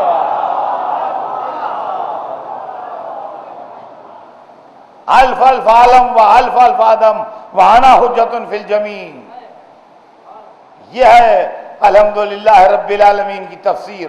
الف الف عالم و الف الف آدم، ہزار ہزار عالم ہیں اور ہزار ہزار آدم ہیں۔ اب ابھی ہم یہ نہیں کہہ سکتے کہ یہ ہزار کو ہزار سے ضرب دینا مقصود ہے یا ہزار ہزار زیادتی کے معنوں میں ہے، لیکن یہ ہم کو 1300 برس پہلے نقطہ بتا دیا گیا تھا کہ ہزار ہزار عالم ہیں، ہزار ہزار آدم ہیں، وَأَنَا حُجَّةٌ فِي الْجَمِيعِ، اور میں سب میں حجت خدا ہوں۔ صلوات بھیجتے ہیں محمد۔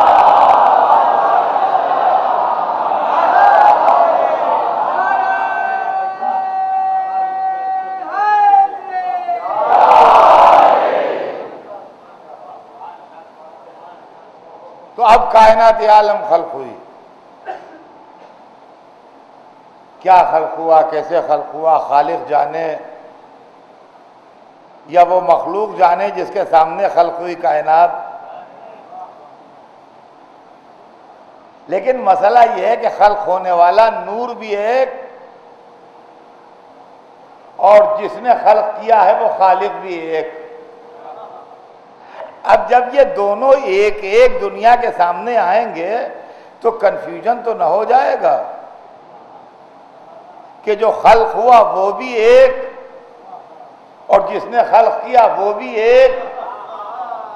تو ایسا تو نہیں ہے کہ انسان کی کمزور نظر دھوکہ کھا جائے اور خلق ہونے والے کو خلق کرنے والا سمجھ لے۔ یکتائی کی بنیاد پر بندے کو خدا سمجھ لے، مخلوق کو خالق سمجھ لے، لہذا یہ مسئلہ بھی طے ہو جائے کہ وہ کیسا ایک ہے، یہ کیسے ایک ہیں۔ توجہ چاہتا ہوں عزیزان گرامی، یہ مسئلہ بھی طے ہو جائے کہ وہ کیسا ایک ہے، یہ کیسے ایک ہیں۔ عزیزان گرامی سنیے، ہماری زبان اردو جو ہماری مادری زبان ہے یا اور کی کوئی اور زبان ہو، گجراتی زبان ہو یا ہندی زبان ہو یا جو بھی، یہ زبانیں تھوڑی چھوٹی زبانیں ہیں۔ عربی بڑی زبان ہے۔ بڑی زبان اور چھوٹی زبان میں فرق یہ ہوتا ہے جیسے بڑا گھر اور چھوٹا گھر، تو چھوٹے گھر میں روم کم ہوتے ہیں، اسپیس کم ہوتی ہے، اور بڑے گھر میں روم زیادہ ہوتے ہیں، اسپیس زیادہ ہوتی ہے۔ ویسے لینگویج کا بھی معاملہ ہے کہ بڑی لینگویج جو ہوتی ہے اس کے اندر اظہار کے طریقے زیادہ ہوتے ہیں، اور چھوٹی لینگویج جو ہوتی ہے اس کے اندر اپنی بات کہنے کے طریقے جو ہیں وہ کم ہوتے ہیں۔ عربی زبان میں اس اکائی کو جو ڈیوائیڈ نہ ہوتی ہو احد کہتے ہیں، اور وہ اکائی جو ڈیوائیڈ ہو جائے اس کو واحد کہتے ہیں۔ یہ غور کیجئے گا، عربی زبان میں وہ اکائی جو ڈیوائیڈیبل نہ ہو اس کو احد کہتے ہیں، اور وہ اکائی جو ڈیوائیڈیبل ہو اس کو واحد کہتے ہیں۔ وہ اکائی جو کسی اور اکائی کے ساتھ نہ ملے یا کوئی اکائی اس کے ساتھ نہ جوڑی جا سکے وہ احد ہے، اور وہ اکائی جو ایک اکائی کے ساتھ مل کے دو ہو جائے اور جب دو میں سے ایک اس سے الگ کر لیا جائے تو پھر ایک رہ جائے، وہ اکائی عربی زبان میں واحد کہلاتی ہے۔ ہماری اردو چھوٹی زبان ہے لہذا ہمارے پاس دو لفظیں نہیں ہیں، ہم دونوں کے لیے ایک کا لفظ استعمال کرتے ہیں، اس لیے کہ ہمارے پاس زیادہ لفظوں کا ذخیرہ نہیں ہے، ویکیبلری ہماری جو ہے وہ کم ہے تھوڑی۔ تو واحد وہ ہے جو ڈیوائیڈ ہو، احد وہ ہے جو ڈیوائیڈ نہ ہو، واحد وہ ہے جو دوسرے کے ساتھ مل جائے، احد وہ ہے جو کسی کے ساتھ نہ ملے۔ جب خالق نے اپنی یکتائی بیان کی تو فرمایا قل ہو اللہ احد،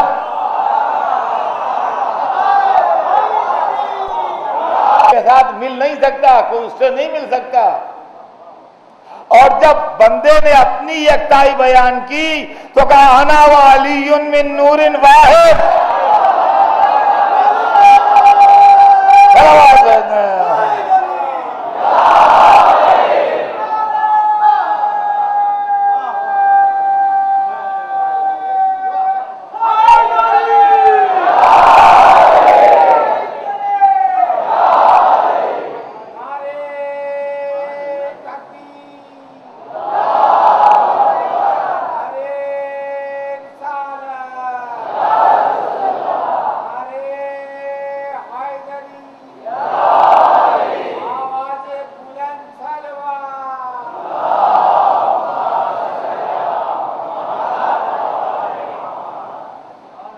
تو خالق جو ہے وہ احد ہے،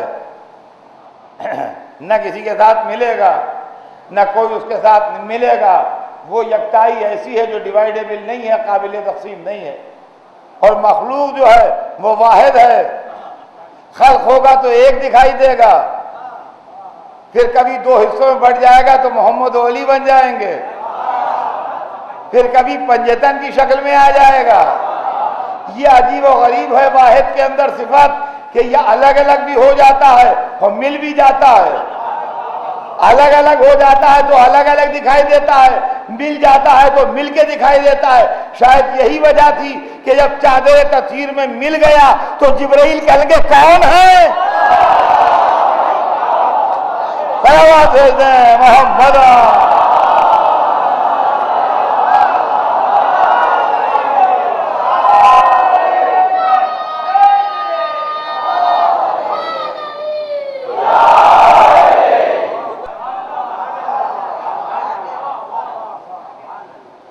تو آپ جب ایک ساتھ مل کے نور جلوہ فگن ہوئے تو جبرائیل جیسے کو پوچھنا پڑا یا رب ومن تحت ھذا الکساء، پالنے والے کون ہیں اس کساء کے اندر؟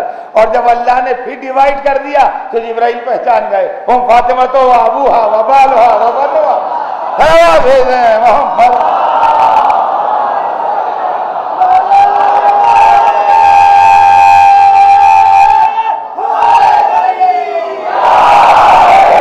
تو عزیزان گرامی، اللہ نے خلق کیا نورانیت، اور اسی عالم نور میں، اسی عالم نور میں تعلیم ہوئی، تربیت ہوئی، اور تعلیم و تربیت کے بعد امتحان ہوئے، اور امتحان کے بعد عہدہ دیا گیا، عہدہ دیا گیا۔ سرکار دو عالم فرماتے ہیں کہ کنت نبیًا، میں نبی تھا، نبی سمجھے آپ پرافٹ سے، کنت نبیًا، میں نبی تھا، وآدم بین الماء والطین، اور آدم پانی اور مٹی کے بیچ میں تھے، یعنی آدم کا پتلا بنا نہیں تھا، میں نبی تھا، میں نبی تھا، آدم کا پتلا بنا نہیں تھا، میں نبی تھا۔ میں اکثر و بیشتر پڑھتا ہوں، کوئی نئی بات نہیں ہے کہ ایک آدمی مجھ سے صرف 1 سال چھوٹا ہے، میں اس کو ستاتا ہوں یہ کہہ کے کہ میں تھا اس دنیا میں تم نہیں تھے، اور یہ بات صحیح بھی ہے، میں 1 سال بڑا ہوں، بزرگوں نے بتایا کہ ہم 1 سال بڑے ہیں، وہ 1 سال چھوٹا ہے، ساتھ کے پڑھے میں ہیں، ساتھ کے کھیلے میں ہیں، مگر عمر میں 1 سال کا فرق ہے، تو ہم کہتے ہیں ہم تھے اس دنیا میں تم نہیں تھے، لیکن 1 سال کی چھٹائی بڑائی ہے کل۔ اور ایک لڑکے سے میں نے کہا تم مجھ سے کیا بات کرتے ہو، میں جس وقت پرنسپل تھا اس وقت تم پیدا نہیں ہوئے تھے، تو سال بھر کی چھٹائی بڑائی نہیں ہے، 10-5 برس کی چھٹائی بڑائی نہیں ہے، اس لیے کہ پرنسپل عہدہ ہے، تعلیم چاہیے، تربیت چاہیے، سلیکشن چاہیے، پیدا ہوتے ہی آدمی پرنسپل نہیں ہو جاتا ہے، ایک مدت تک سروس کرنے کے بعد پہنچتا ہے۔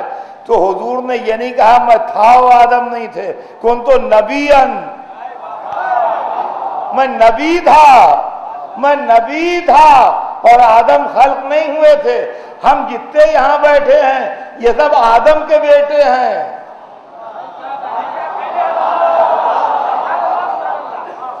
آپ کو اپنا نام معلوم ہے، آپ بنی آدم کہلاتے ہیں، بنی آدم مانے آدم کی اولاد، جتنے بیٹھے ہیں یہاں مجلس سن رہے ہیں یا جہاں جہاں دنیا میں سن رہے ہیں، سب آدم کی اولاد ہیں، سب آدم کی اولاد ہیں۔ اور حضور کہتے ہیں میں نبی تھا اور آدم بنے نہیں تھے، تو آدم تو کہہ نہیں سکتے ہم محمد جیسے آدم کی اولاد کیا بولے گا۔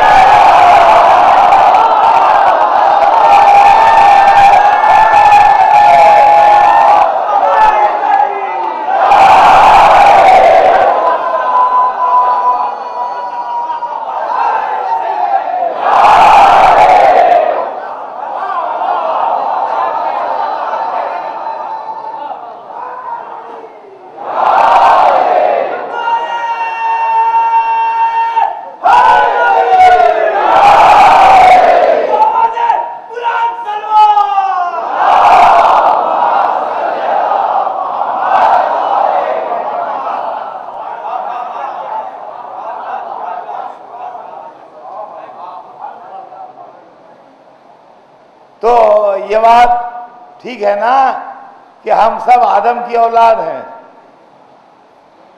انسان کے لیے لفظ بنی آدم استعمالی ہوتا ہے. بنی آدم، بنی آدم مانے آدم کی اولاد، آدم کے بیٹے. تو جتنے اس وقت دنیا میں ہیں، جس رنگ کے ہوں، جس نسل کے ہوں، جس خاندان کے ہوں، جس عقیدے کے ہوں، جس نظریے کے ہوں، جو بھی ہوں، ہم سب آدم کی اولاد ہیں. اور جتنے یہ مجلس سن رہے ہیں یہ سب آدم کی اولاد ہیں. اور جتنے اس دنیا میں سانس لے رہے ہیں انسان، یہ سب آدم کی اولاد ہیں. دیکھیے، آدمی کو اپنی اصلیت پہچاننا چاہیے، اور جو اپنی اصلیت سے آگے بڑھتا ہے وہ ذلیل ہوتا ہے. جو اپنی اصلیت سے آگے بڑھنے کی کوشش کرتا ہے وہ رسوا ہوتا ہے. آدمی کو اپنی حد میں رہنا چاہیے. اردو میں ایک بڑی مثل، اچھی مثل ہے کہ جتنی چادر ہو اتنے پیر پھیلائے. مطلب یہ بڑی تجربے کی بات ہے کہ آپ کے جتنے مینس ہیں، جتنے وسائل ہیں، اسی حد تک آپ رہیے تو آپ کی عزت سے بسر ہوگی. اور آپ نے چادر چھوٹی ہے، پیر زیادہ پھیلا دیے تو رسوائی ہوگی. اب ایک بات سب مل کے میری سن لیجئے، جتنے دنیا میں تھے، جتنے دنیا میں ہیں، جتنے دنیا میں ہوں گے، سب آدم کے بیٹے ہیں، اور حسن و حسین محمد کے بیٹے ہیں.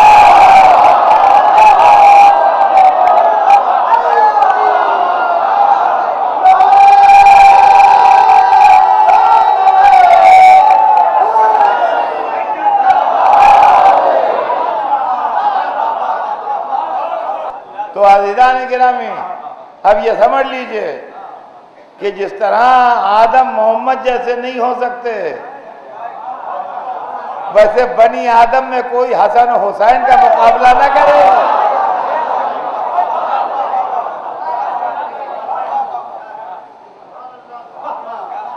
آدم کی اولاد اور محمد کے بیٹے کے سامنے آئے گی. اور یہ جذبات کی بات نہیں ہے، عقیدت کی بات نہیں ہے، قرآن کی مہر لگی ہے، ابنانا و ابناکم. تو پوری کائنات عالم میں حسن و حسین کا مقابلہ نہیں ہے. جیسے محمد بے مثال ہیں تاریخ انسانیت میں، ویسے حسن حسین بے مثال ہیں تاریخ انسانیت میں. اس لیے کہ وہ نبی ہیں. کنت نبیا، میں نبی تھا. وآدم بین الماء والطین، اور آدم پانی اور مٹی کے درمیان تھا. لیکن جب یہ نبی تھے، یہ بھی سنیے، یہ اللہ ہمیشہ سے اللہ ہے، یہ ہمیشہ سے نبی نہیں ہے. ان کو کسی نے نبی بنایا ہے. ان کو کسی نے نبی بنایا ہے. کس نے بنایا؟ کہا اللہ کے سوا کون بنانے والا؟ اللہ نے بنایا. تو اللہ نے ان کے سر پر تاج رسالت رکھا. خدا کے لیے اس خیال کو دماغ سے کم از کم آپ تو نکال ڈالیے کہ 40 برس کے سن میں نبی بنے.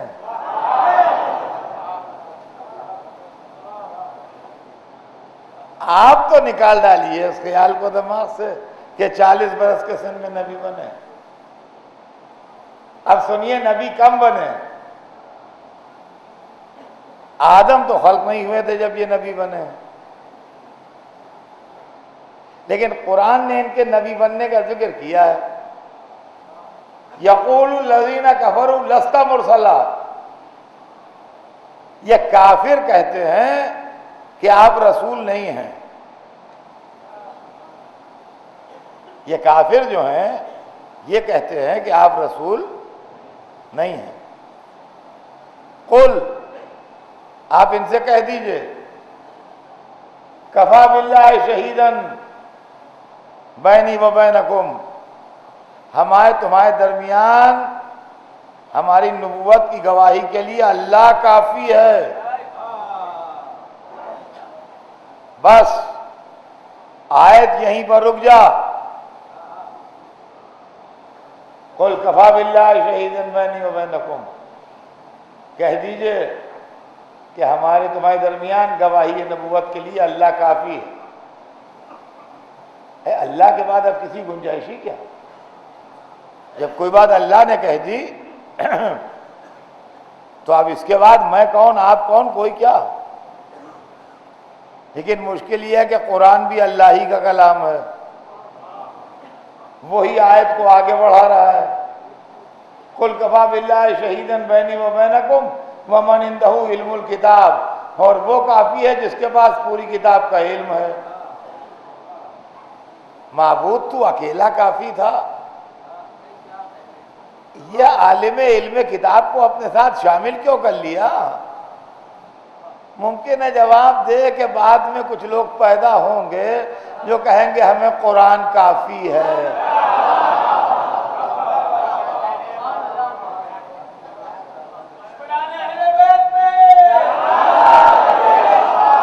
لہذا اللہ کافی اور وہ کافی جس کے بعد پوری کتاب کا علم ہے۔ تو معلومہ کوئی ایک بزرگ اور بھی تھے رسول اللہ کے علاوہ جو اس وقت پہلو میں کھڑے تھے جب ان کے سر پر تاج رسالت عظمیٰ رکھا جا رہا تھا۔ ان کا قرآن نے نام نہیں بتایا، ان کا قرآن نے نام نہیں بتایا، ان کی صفت بتائی۔ صفت یہ بتائی کہ ان کے پاس پوری کتاب کا علم ہے۔ توجہ چاہتا ہوں عزیزان گرامی، یہ علم کا معاملہ عجیب ہے، علم کا معاملہ عجیب۔ آپ کے پاس بہت دولت ہے، آپ دنیا کے سب سے مالدار آدمی ہیں، richest person of the world, لیکن کوئی زندگی کا ایک لمحہ ایسا بھی آ سکتا ہے کہ آپ کسی ایسی جگہ پھنس گئے ہوں جہاں آپ کے پاس کچھ نہ ہو۔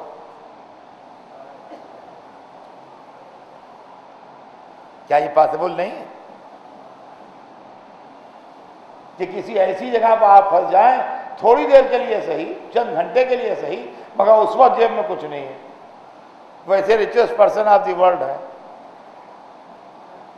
آپ دنیا کے سب سے طاقتور انسان ہیں، مگر کوئی لمحہ ایسا بھی آ سکتا ہے کہ آپ کی ساری فوج، لشکر، طاقت جو ہے وہ آپ سے بچھڑ جائے اور آپ کسی جنگل میں اکیلے ہوں، بالکل تنہا، جہاں کوئی آپ کو مدد کرنے والا نہ ہو۔ معلومات دنیا میں جتنی چیزیں انسان کی شخصیت کے ساتھ فضیلت کے نام پر اٹیچ ہوتی ہیں وہ سب انسان کا ساتھ چھوڑ دیتی ہیں سوائے علم کے۔ یہ ممکن نہیں ہے کہ ایک سیکنڈ کے لیے عالم کا علم اس سے الگ ہو جائے۔ وَمَنْ عِنْدَهُ عِلْمُ الْكِتَابِ، گواہی کے لیے وہ کافی ہے جس کے بعد پوری کتاب کا علم ہے۔ اب عالم اسلام میں عالموں کو ڈھونڈتے رہیے، یہ عالم، وہ عالم، وہ عالم، وہ عالم، ہر علم میں کہیں نہ کہیں پر گڑبڑ نظر آئی، ایک ہی عالم ملا جس نے منبر سے کہا سلونی۔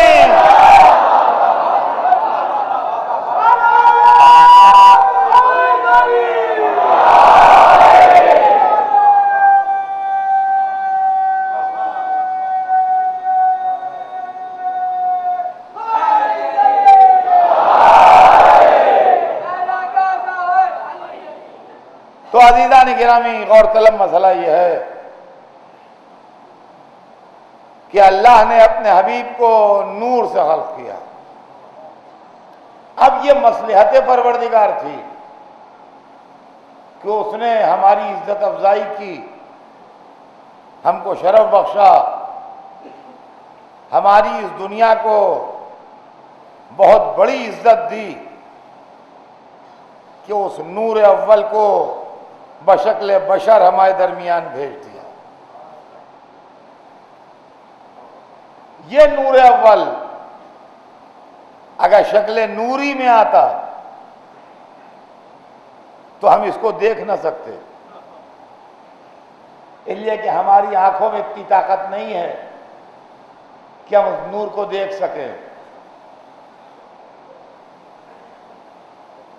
ہماری آنکھوں میں اتنی طاقت نہیں ہے کہ ہم نور کو دیکھ سکیں۔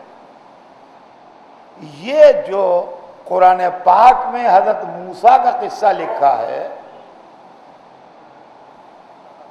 اس کو آپ کبھی غور سے پڑھیے اور سوچئے کہ یہ کیا ہے۔ موسیٰ والے ضد کرتے تھے کہ ہم خدا کو دیکھیں گے۔ خدا دیکھنے کی شے نہیں ہے، اس لیے کہ اگر اللہ دکھائی دے جائے تو اللہ نہیں ہے، نہ دنیا میں دکھائی دے گا نہ آخرت میں دکھائی دے گا، نہ جنت میں جانے والوں کو دکھائی دے گا نہ جہنم میں جانے والوں کو دکھائی دے گا۔ اللہ دکھائی نہیں دیتا، نہ میں نے دیکھا ہے نہ آپ نے دیکھا ہے، نہ کسی نبی نے دیکھا ہے نہ کسی ملک نے دیکھا ہے، اس لیے کہ دکھائی دینا شان مخلوق ہے، شان خالق نہیں ہے دکھائی دینا۔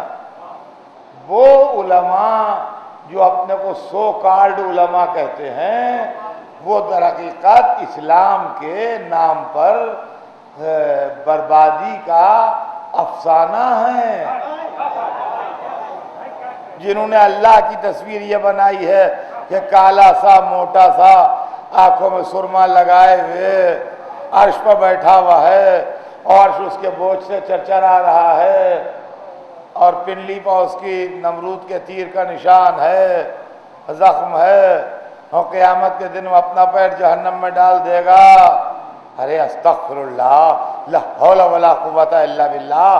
کہاں اسلام کا ایسا پاک و پاکیزہ مذہب، اور کہاں اللہ کا یہ تصور گندا جو ان جاہل لوگوں نے لوگوں کے دماغ میں پیدا کیا کہ معاذ اللہ قیامت کے دن اللہ لوگوں کو جہنم میں ڈالنا شروع کرے گا اور کہتا جائے گا تیرا پیٹ بھرا، کہے گا نہیں اس کا پیٹ ہی نہ بھرے گا، آخر میں وہ اپنا پیر ڈال دے گا جہنم، کہے گا ہاں معبود اب بھر گیا پیٹ۔ ارے خدا سمجھے ان جھوٹی حدیثیں گڑھنے والے ملاؤں سے، خدا سمجھے ان جھوٹی حدیثیں گڑھنے والے ملاؤں سے جنہوں نے جہنم کو اپنا پیٹ سمجھا ہے کہ جب تک مال خدا نہیں کھاتے بھرتا نہیں۔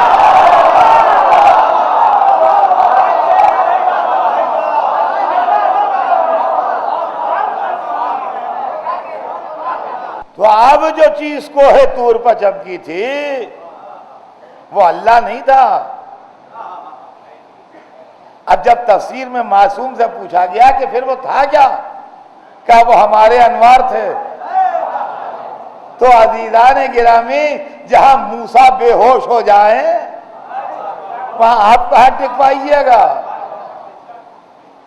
لہذا نور اول کو بشکل بشر بھیجا تاکہ ہدایت کے تقاضے پورے ہو سکے اور انسانی کردار اور انسانی زندگی سنور سکے۔ اللہ نے اپنی حجت تمام کی کہ جو اس نے اپنے سب سے بڑے رسول کو، نور اول کو، انسانی پیکر میں اور انسانی شکل میں بھیجا تاکہ انسانوں کی ہدایت ہو سکے اور انسانوں کو صراط مستقیم دکھائی جا سکے۔ انشاءاللہ بات کل آگے بڑھے گی، لیکن اللہ نے اپنے حبیب کو اکیلے نہیں بھیجا،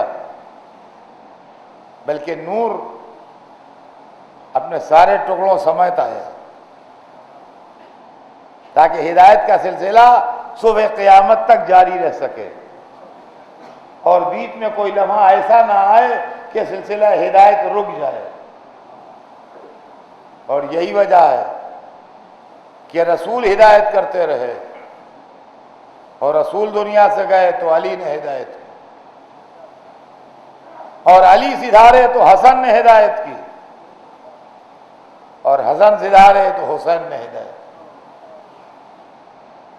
اور جب یہ محسوس کیا کہ اب ضرورت اس بات کی ہے کہ فکر انسانی کو جھنجھوڑا جائے اور ایک ایسا شاک دیا جائے،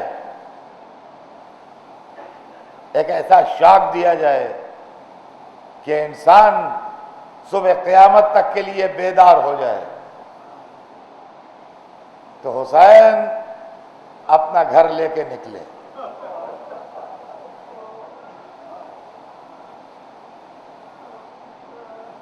آدم کے بیٹوں کی اصلاح کے لیے محمد کا بیٹا نکلا، اولاد آدم کو صراط مستقیم دکھانے کے لیے محمد کا فرزند گھر سے نکلا۔ 28ویں رجب سن 60 ہجری حسین اپنے خاندان کو لیے ہوئے، اپنے گھر والوں کو لیے ہوئے، اپنی بہنوں کو لیے ہوئے، اپنے دل کے ٹکڑوں کو لیے ہوئے مدینے سے چلے۔ چند روز میں مکے آ گئے۔ شعبان کی ابتدائی تاریخوں سے 8ویں ذی الحجہ تک مکے میں قیام کیا۔ 8ویں ذی الحجہ جو لوگ حج کو جا چکے ہیں وہ جانتے ہیں، جو نہیں گئے ہیں اللہ انہیں توفیق عنایت فرمائے کہ وہ جائیں۔ 8ویں ذی الحجہ حج کے سلسلے کی بڑی امپارٹنٹ تاریخ ہے۔ 8ویں ذی الحجہ کو شریعت کی زبان میں یوم ترویہ کہتے ہیں۔ یوم ترویہ وہ دن ہے جس دن حاجی حدود مکہ کے اندر احرام باندھتا ہے۔ اگر 8ویں ذی الحجہ کو کوئی حاجی حدود مکہ میں نہیں ہے تو احرام نہیں باندھ پائے گا۔ حسین نے 8ویں ذی الحجہ منتخب کی مکے سے سفر کرنے کے لیے۔ امام کی مصلحت امام جانے، مگر ممکن ہے اس کے اندر راز یہ ہو کہ کل کو کوئی یہ نہ کہہ دے حسین چلے گئے ہم نہیں تھے ورنہ نہ جانے دیتے، روک لیتے۔ جتنے بڑے بڑے استاد حج کر رہے ہیں سب مکے میں آ جائیں۔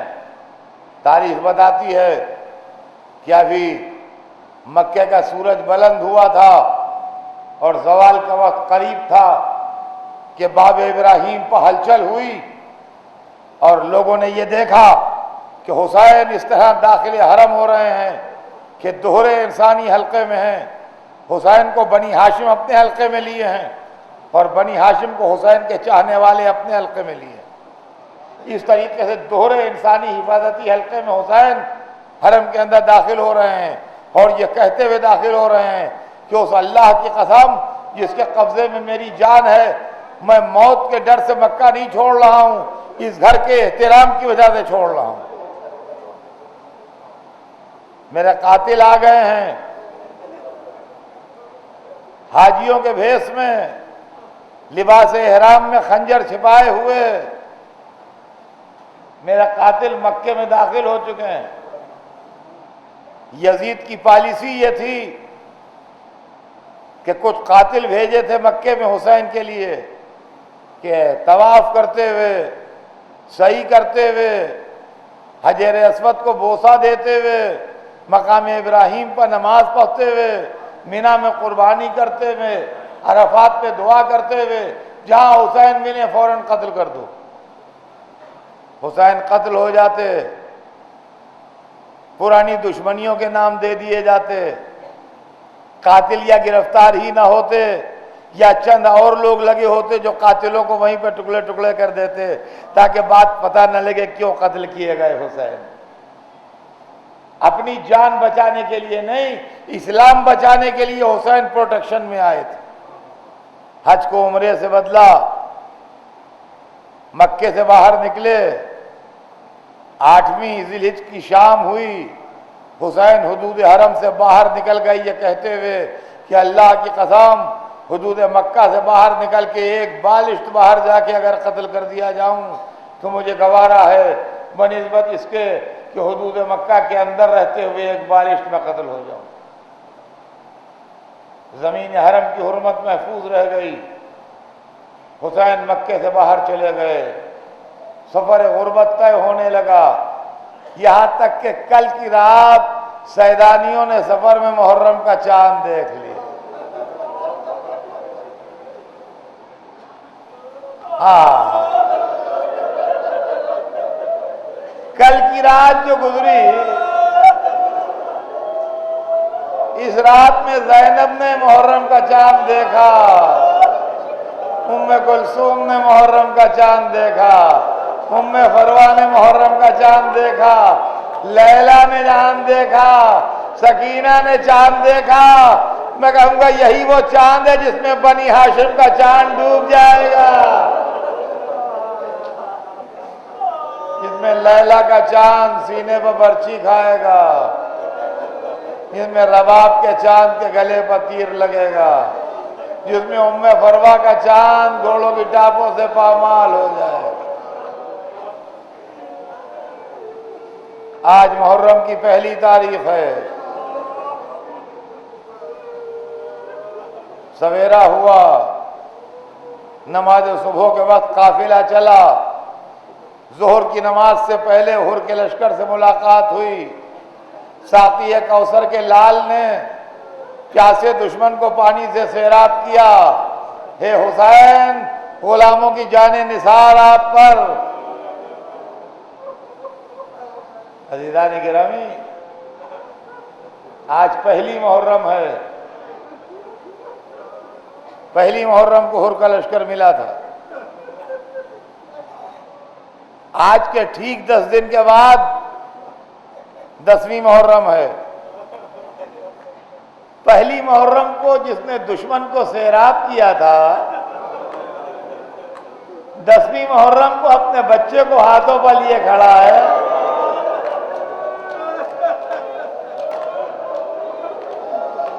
اگر میں خداوار ہوں تو یہ بچہ تو معصوم ہے، اس کو تھوڑا سا پانی پلا دو۔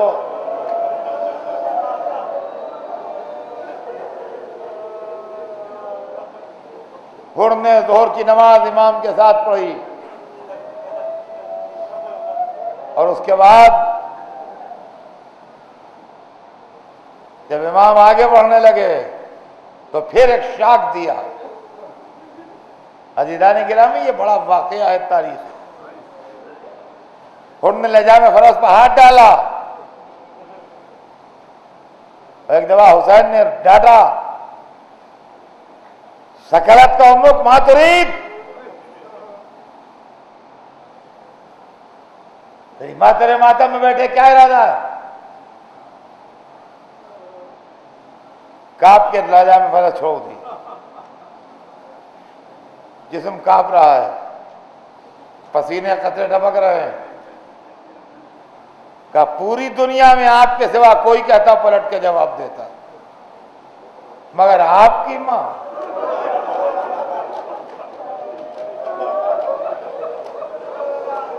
سوائے درود و سلام کے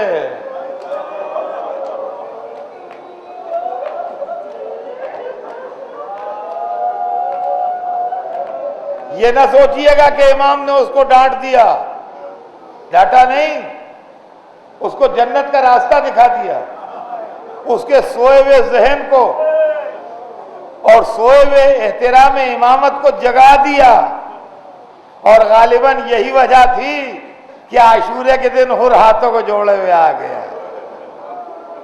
حلی توبہ، اگر حسین پہلی محرم کو اس کے ذہن کو نہ جھنجھوڑتے تو شاید 10ویں محرم کو نہ آتا، اور آیا تو پھر حسین کے قدموں سے لپٹ کے کیا پا گیا؟ اپنا جوان بیٹا لے کے آیا تھا، مگر حسین نے باپ کو بیٹے کی میت نہ اٹھانے دی۔ عزیزان گرامی، مجلس تمام ہے، حر کے بیٹے کا لاشا خود لائے،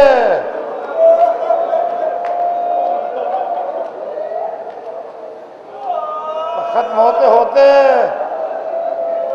2 جملے سن لیجئے، مجلس تمام ہو جائے گی۔ اس گھرانے کا دستور یہ تھا کہ جب بھی کوئی مہمان آیا اس کو تحفہ ضرور دیا گیا، آنے والا کبھی خالی ہاتھ نہیں گیا، جو آیا اس دروازے پر کچھ لے کے گیا، یہاں سے کبھی خالی ہاتھ نہیں گیا۔ اور عاشورے کو سویرے آیا، اس کو نہ دولت چاہیے، نہ مکان چاہیے، نہ لباس چاہیے، نہ زندگی چاہیے، اس کو کچھ نہیں چاہیے، مگر حسین نے اپنے گھر کا دستور بدلنے نہیں دیا۔ جب ہور تیورا کے گھوڑے سے گرے تو تاریخ بتاتی ہے حسین پہنچ گئے، ہور کے سر پر زخم لگا تھا جس سے خون جاری تھا۔ اے ہور مبارک ہو، حسین کا تحفہ لیتے جاؤ۔ سیدہ کے لال نے اپنی ماں کا رومال جیب سے نکالا، ہور کے ماتھے پر باندھا۔ اے ہور مبارک ہو، کربلا کے 72 میں رومال فاطمہ کا تحفہ تمہیں ملا۔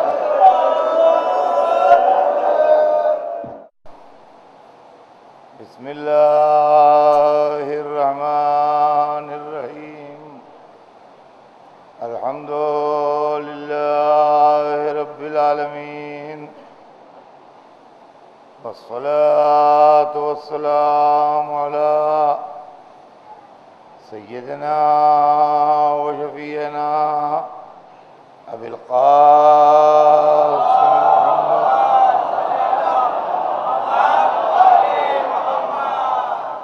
وآلہ الطیبین الطاہرین المعصومین، ولعنۃ اللہ علی اعدائہم اجمعین، من یومنا ھذا الی یوم الدین۔ اما بعد فقد قال اللہ سبحانہ تبارک و تعالی فی کتابہ المبین وہو اصدق الصادقین، ان الدین عند اللہ الاسلام۔ صلوات بھیج دیں محمد۔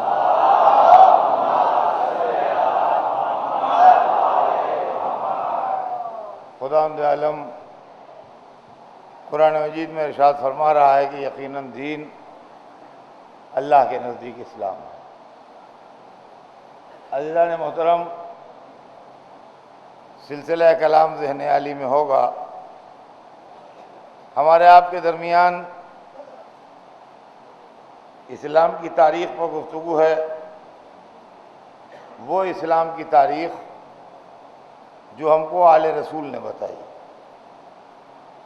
اور وہ اسلام کی تاریخ جو آل رسول نے بتائی وہ بیس کرتی ہے نورانیت پر، علم پر اور عصمت پر۔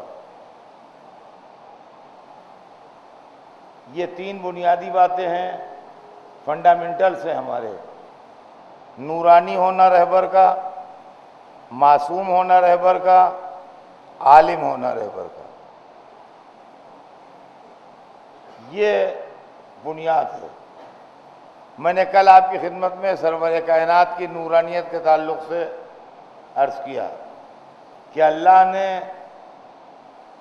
سب سے پہلے ان کا نور خلق کیا، لیکن جب اللہ کی مشیت میں یہ گزرا کہ ان کو ہدایت کے لیے اس دنیا میں بھیجا جائے، تو اگر وہ اسی جلالت انوار کے ساتھ آ جاتے تو ہماری آنکھیں ہیں، یہ کائنات بھی ان کو برداشت نہ کر پاتی، یہ دنیا نہیں دیکھ پاتی اس جلالت نور کو۔ لہذا ضرورت اس بات کی تھی کہ وہ نور بشکل بشر آئے۔ معاف کیجیے گا، بعضی مثالیں بڑی بھونڈی ہوتی ہیں، میں خود محسوس کرتا ہوں، میں احتیاط سے مثال دیتا ہوں تاکہ تو کہیں توہین کا پہلو نہ نکلے، کوئی خرابی نہ پیدا ہو، لیکن بعضی مرتبہ سمجھانا آسان۔ الیکٹریسٹی جو ہے یہ بڑی طاقتور چیز ہے، اس سے آدمی کی جان بھی چلی جاتی ہے۔ شاک لگ جائے تو آدمی مر جاتا ہے، لیکن اس کے بغیر زندگی بھی نہیں ہے، اس کے بغیر کائنات کا نظام بھی اب نہیں چل سکتا۔ اگر یہ غائب ہو جائے تو دنیا کا پہیہ جام ہو جائے گا۔ لہذا جب اس کو ہمارے استعمال کے لیے گھروں میں لایا گیا تو اس کے اوپر ربر کے کور چڑھا دیے گئے، پلاسٹک کے باکس بنائے گئے جس کے اندر یہ رہے تاکہ ہم اس کو استعمال بھی کر سکیں اور زندہ بھی رہیں۔ ایسا نہ ہو کہ کمرے کا چراغ تو جل گیا، گھر کا چراغ بجھ گیا۔ لہذا استعمال میں رہیں۔ تو جب یہ ہمارے استعمال کے لیے گھروں میں اتارا گیا الیکٹریسٹی کو کہ ہم فریج کھول سکیں، ٹی وی کھول سکیں، بلب جلا سکیں، پنکھا کھول سکیں، اے سی کھول سکیں، وہ مشینیں جو چھوٹی موٹی گھر میں استعمال کر سکیں، تو ان کو کور میں رکھا گیا، پلاسٹک